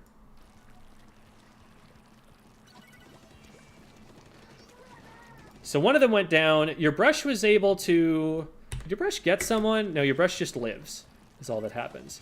They're able to neutralize, but now they're trying to hold the zone on their own. They're going to be target number one, since the only person putting pressure from the other side is now down. Now, you might actually be able to get capped. No, not with missiles on you, not with a charger looking. You're wise to back up here. But now you know where the charger is, which is huge. Knowing where the back line is half the battle. Because in order for them to reposition, like, remember, this is a drop down. They're committed to bottom side. The most that they can ever hit is mid now. So you know that top is relatively safe at this point. You know what angle you have to watch out for, and you know to take cover on, when you're approaching, so that you stay on the right side of something when you go over there, and that you'll be safe as long as you do. The charger might move down to bottom. That's something to watch out for, but it's just always be keeping tabs on where that backliner is so that you don't just get deleted from the game without knowing. So now we're painting all of this up. I think we're going for special at this point. When you're trying to paint for special, you're always going to get more value, and this is kind of obvious, but in the moment, it's something to think about. You're going to get more value from something that's painted more by the enemy team. Right. You've got these little specks right here, which are going to be good to clean up because that cuts off escape routes sometimes. But after you get, maybe this and then this painted, what I'd probably be looking for is to just throw a burst bomb onto the zone or throw a burst bomb down here. A burst bomb is, circular, so it covers a lot more area than it looks like. And it's going to, in this case, contest the zone really well. And also, this whole zone is green. It's green. It's the most important place on the map. They're going to be painting it, and they've just gotten control of it, so it's gone completely green. So this is like 100% green paint that you can be painting over. So you chuck a burst bomb there, you probably get most of the way to special, and you're also still at like 60% of your ink tank left. You could throw another burst bomb out there if you wanted to and get the rest of it. So that would be where I would be painting, because all of the paint you just put down, all of the like 4 or 5 shots you just put into this area have landed on purple ink and gotten you nothing. Now, it's also not a bad idea to be checking this area up here. The first thing I would always do if I'm going over here is shoot a few shots up over the top. That does a few things. One, if somebody's there, you tap them and you know, oh, shoot, someone's there, and you back up. Two, it makes it so that you have made it less easy for them to drop down on you. They have to paint back over this and possibly alert you because you see those shots before they can rush you. Third, if you paint over this and then run away and then check your map, this spot, the tip of it should be purple. And if it's not purple, you know someone's been there recently. So lots of advantages to just really quickly painting over that, and you'll see top players do those sorts of checks all the time. Like that player, instead of throwing this one random bomb, probably could have just like dropped on you and splatted you. Like, I guess they're an arrow spray, and so they're, they're respecting the better weapon. But they probably still could have just gotten in range and like rushed you down there instead of throwing that one random bomb that did nothing. All right. So I don't disagree with you, starting the bomb rush. What I would probably do is alternate. I'd go zone and then over here and then zone and then over here instead of throwing 2 bombs over here and then going back to the zone. Because that way you're kind of controlling both areas at once instead of letting them in on one side and then letting them in on the other side. But you should be able to cap zone off of this. What I would be doing from here, you see that, this area in front of you is really well painted. And that's what's within your main weapon range. I would just chuck a burst bomb at the corner to try and get some burst paint and see if I can get the cap really quick before this brush shot goes off. So like right here, I know that the back corner is the most likely place to have green ink. I just chuck a burst bomb over there really quick, and that might have capped it in time. So in this position, where it's going back and forth, you need 75% your color. It doesn't need to be perfect, but you've got this quadrant pretty well covered and this quadrant pretty well covered. You can aim a burst bomb really well to hit this corner. So see if you can get that quadrant covered enough that the rest of it caps. There you go. All right, good. So you're able to outpaint that. You see that your teammates are occupied over here on the left, so you don't have support going in. But one other thing to note is that if your teammates are this far pushed up, there probably aren't opponents in here either. So you probably don't have to worry too much about this, and you can give your full attention to in front on the zone. Okay. Now, you do have to be a little careful because the chargers over here, if they move just a little bit further to the right, they now have an angle on you. This weapon also outranges you, so you want to be maybe harassing that with burst bombs, but not like hard committing to it. And now the missiles are going to force you out, and how... Oh, okay. It's just like, curling curling bomb, a random curling bomb, because they take them out really quickly. But that's just kind of unfortunate, because you had two teammates that, you know, are trying to contain that, and the bomb just happens to explode right as soon as it gets to you. So I don't blame you too much for that. You can, you know, it can be said you can be like checking backwards behind you every now and then, because all you're really going to be able to do on the bottom there is paint. You're not really going to be going and hard committing to a fight at that point. So probably good to, you know, check back every now and then just to make sure that your teammates are still in control of things here. You know, the curling bomb is a low percentage play there. It's not something that's going to happen a lot. Okay, so your teammate feeds to the roller, but your other teammate is able to do a great job of coming in and trading that back. So that's awesome by them. Good job, Typo. And trade goes down. It is now 2v2. But your teammate is bomb rushing. That is an advantage state. Yes, there's a charger here, but take advantage of the fact that there are a whole bunch of explosions, so those are little smoke screens every time, and a whole bunch of paint going down here to put yourself at least behind, like, this piece of cover or this wall or something. Like, try to get yourself forward in front of the zone. Try to be putting that pressure on them so that they can't get up as easily. This is also a good option. You see that there's a lot of green paint here, and so you might need to help your teammate with controlling this. Now, against the roller, you really can't push this safely. Right. This is a poke with burst bombs and paint your escape route and stall them. You're trying to keep them from moving forward. You can't just like rush in and kill them from here, because that really should have hit you. An X rank flings a player basically never misses that shot. And even then, the follow-up shot is not going to miss. So from that position, you discourage them from chasing your teammate. And even if they can get some paint on zone, like even if from here they have the range to maybe paint this much of the zone, that's better than letting them get all the way forward and paint all of the zone with that range. It's easier for your teammates to outpaint. So even if you're just sitting here behind this pillow being really scared and throwing a few burst bombs to keep them from completely murdering you, you're still doing more to keep them off the zone and keep your team scoring than you are dying.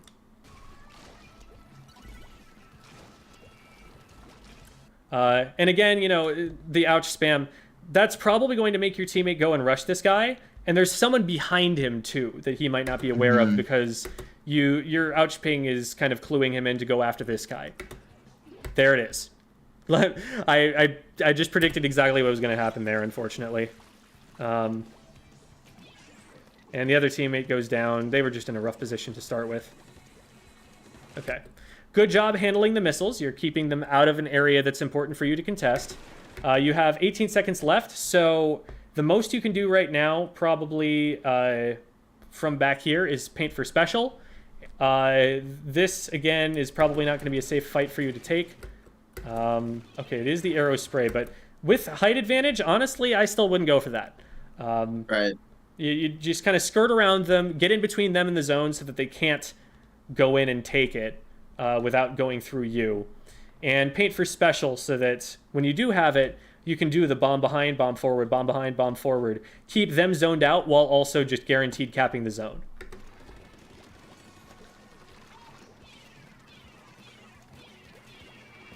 I like this. At this point, with all of those bombs down and your whole team rushing, you can probably anticipate that this player has backed up further and that the bombs on the near edge of the zone are not threatening them anymore. So at this point, with people in front of you, knowing that this area in front of you is about to get swept through, I would swim forward a little bit and then start throwing more bombs. Because the far edge of the zone is what's going to get painted last. So if you put bombs on there and then paint the near side, as soon as the bombs pop and your near side is painted, it just caps right away. Because now all of your bombs landed at most at like the middle of the zone.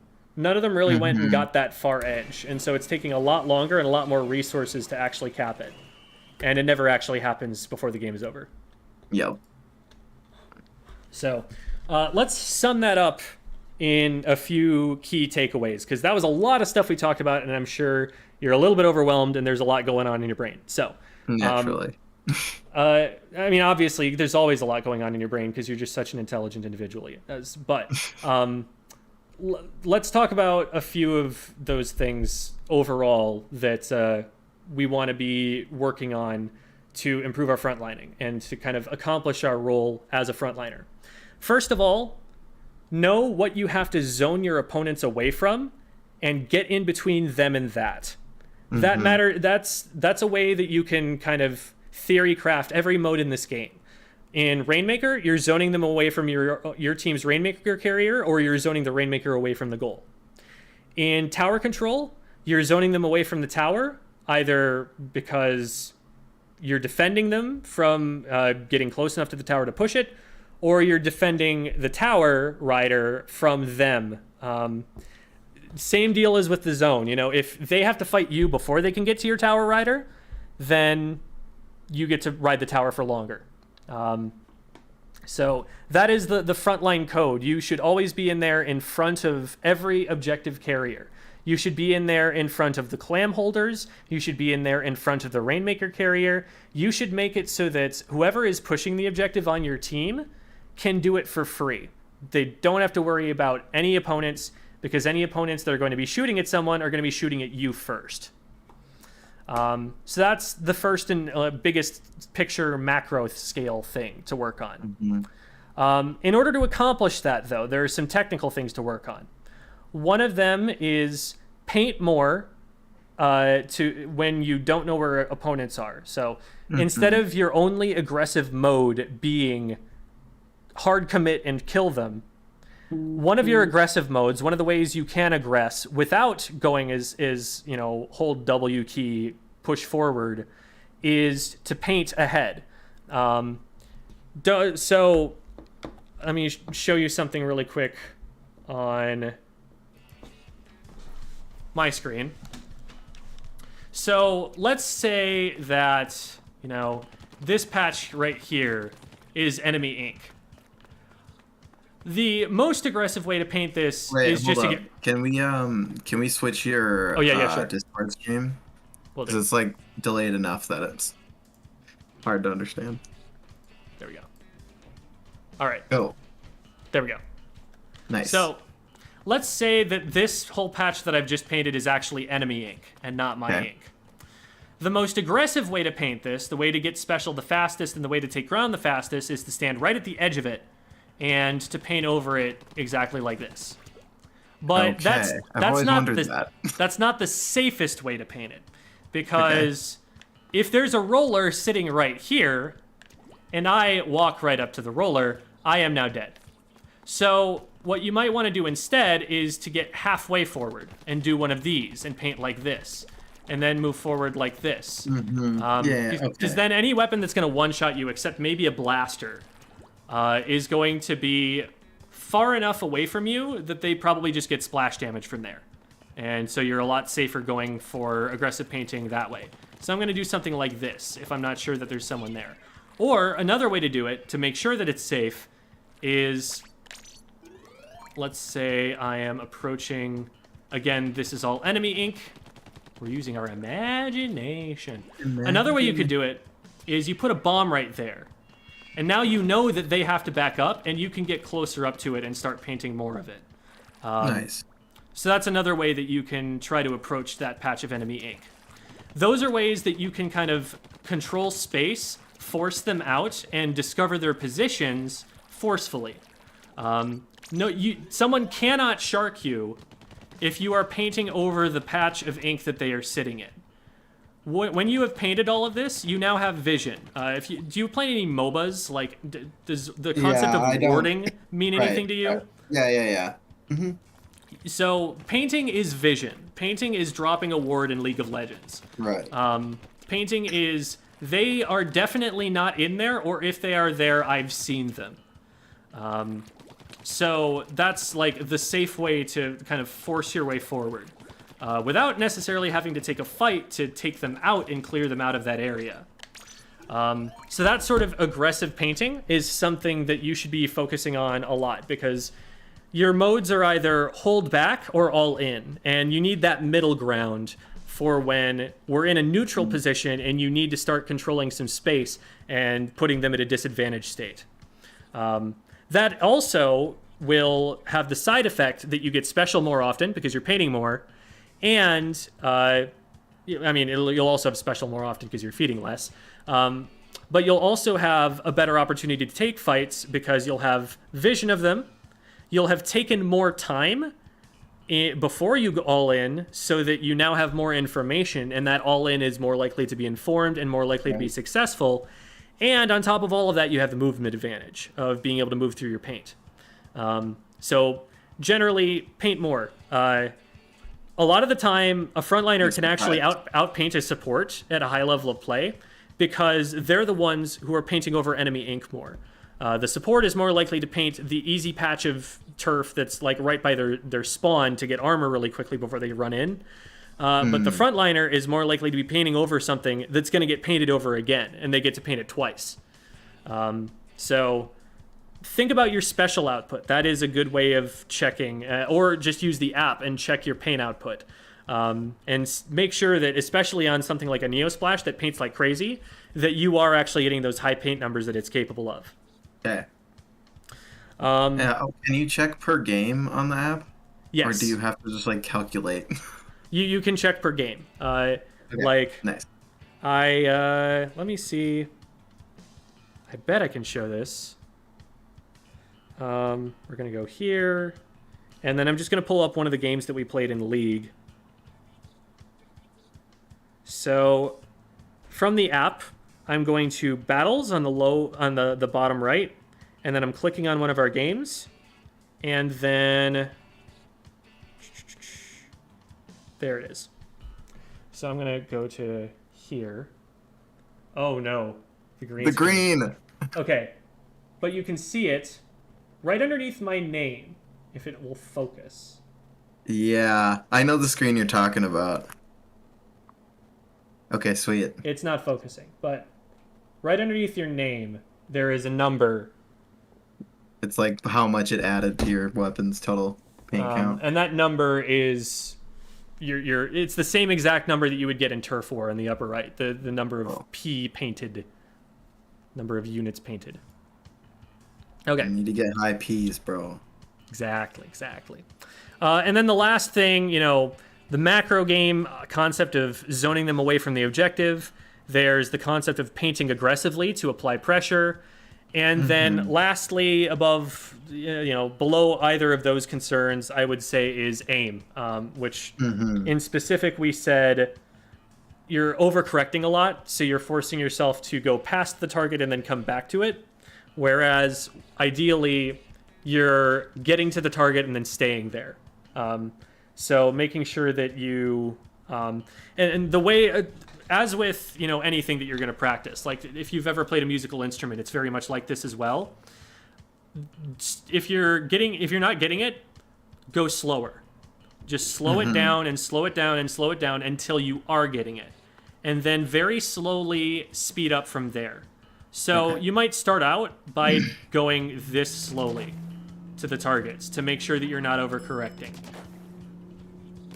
Or even slower than that. As slow as you need to go to where you can get this every single time. Okay. And then you can start speeding it up a little bit. But then if you overcorrect, stop yourself and go back to going slowly again. So that was a little faster, and I kept it on. That was a little faster. That was a little faster. That was much faster. And then I missed. And so now I'm going to go back. Because the more that you practice sloppily, the more you practice doing that sort of stuff, the more of a habit that's going to become. So you always want to, as soon as you start realizing I'm being sloppy, you want to immediately stop yourself and go back to not sloppy. And then, over time, it'll be steadier. You'll be able to speed it up more. Another thing to practice is when you do miss, always practice moving after you've missed. Because that's going to save your life in a lot of fights. All right. Was there anything else you had questions about? Is there anything that you wanted to talk about? Since you do have a team, is there anything you wanted to talk about with regard to coordination, or call-outs or anything like that? Oh, I wish I had thought more before. I would have written some stuff. All right. Feel free, anytime to just reach out to me on Discord. I'm not so famous that I can't respond to a DM. Cool. So Just the famous person ever. Come on. So just Jeff, you never reply to my DMs. I'm ghosting Avery specifically, but everybody else is cool. Everybody else.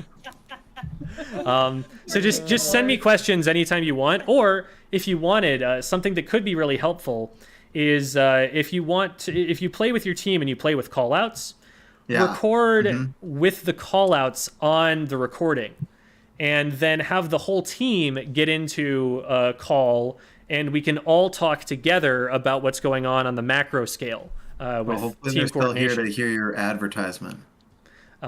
So anytime any of you guys wanted to do that, I would totally be down. I love doing whole team VOD reviews. We can talk about a lot more of the game that way, without having to be like, yeah, your teammate's probably going to push that way.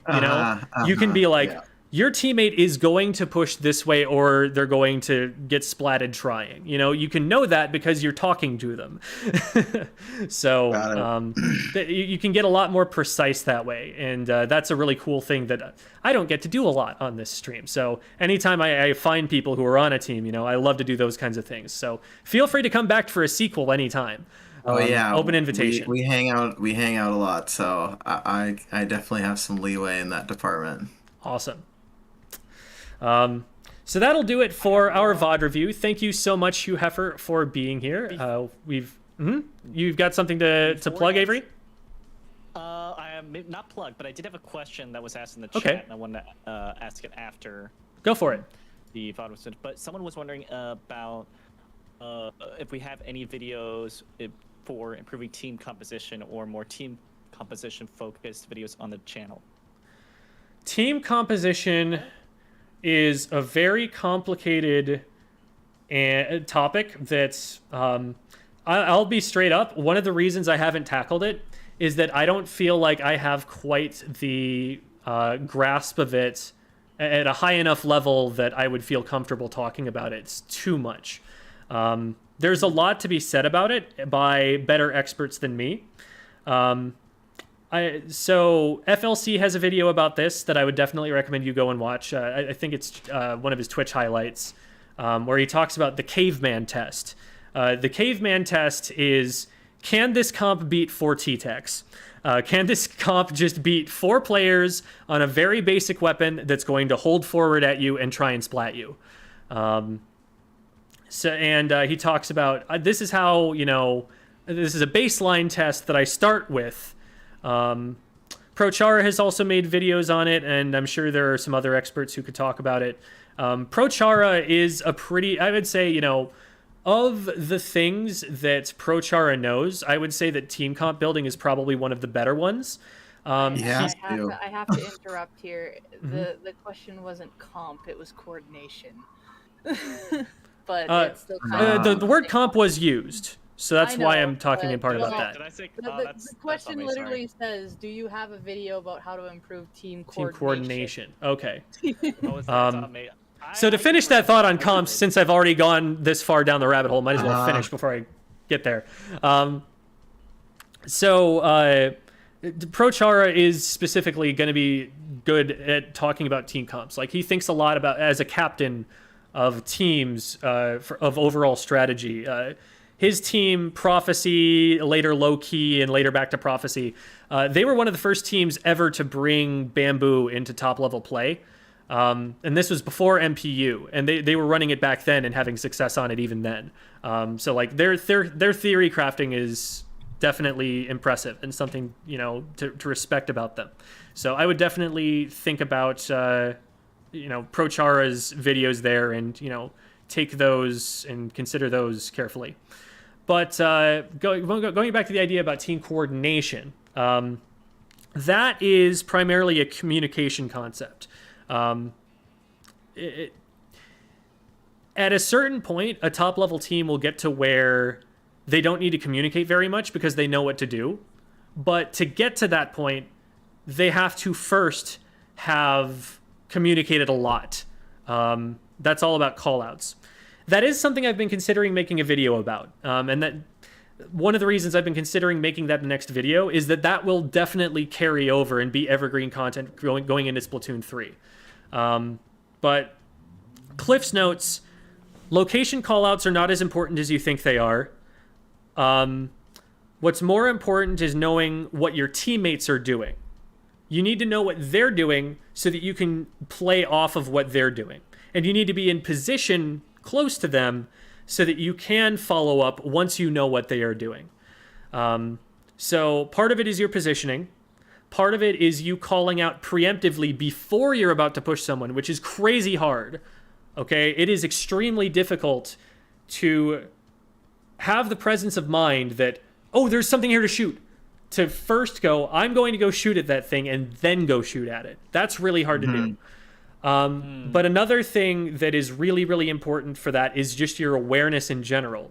In order for you to know what your teammates are doing, you need to know, one, how many people are up on either side. You need to know your numbers advantages, because if you're 2 down, you need to know that your teammate is not going to go in, and that you are not going to want to support them in a fight. You're going to want to paint for special and wait for your teammates to come back. Number 2, you need to know where they're positioned so that you can be close enough and you can take off angles.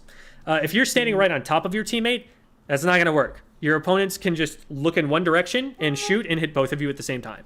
You need to take angles so that your opponents need to make drastic changes in their aim to be able to hit both of you.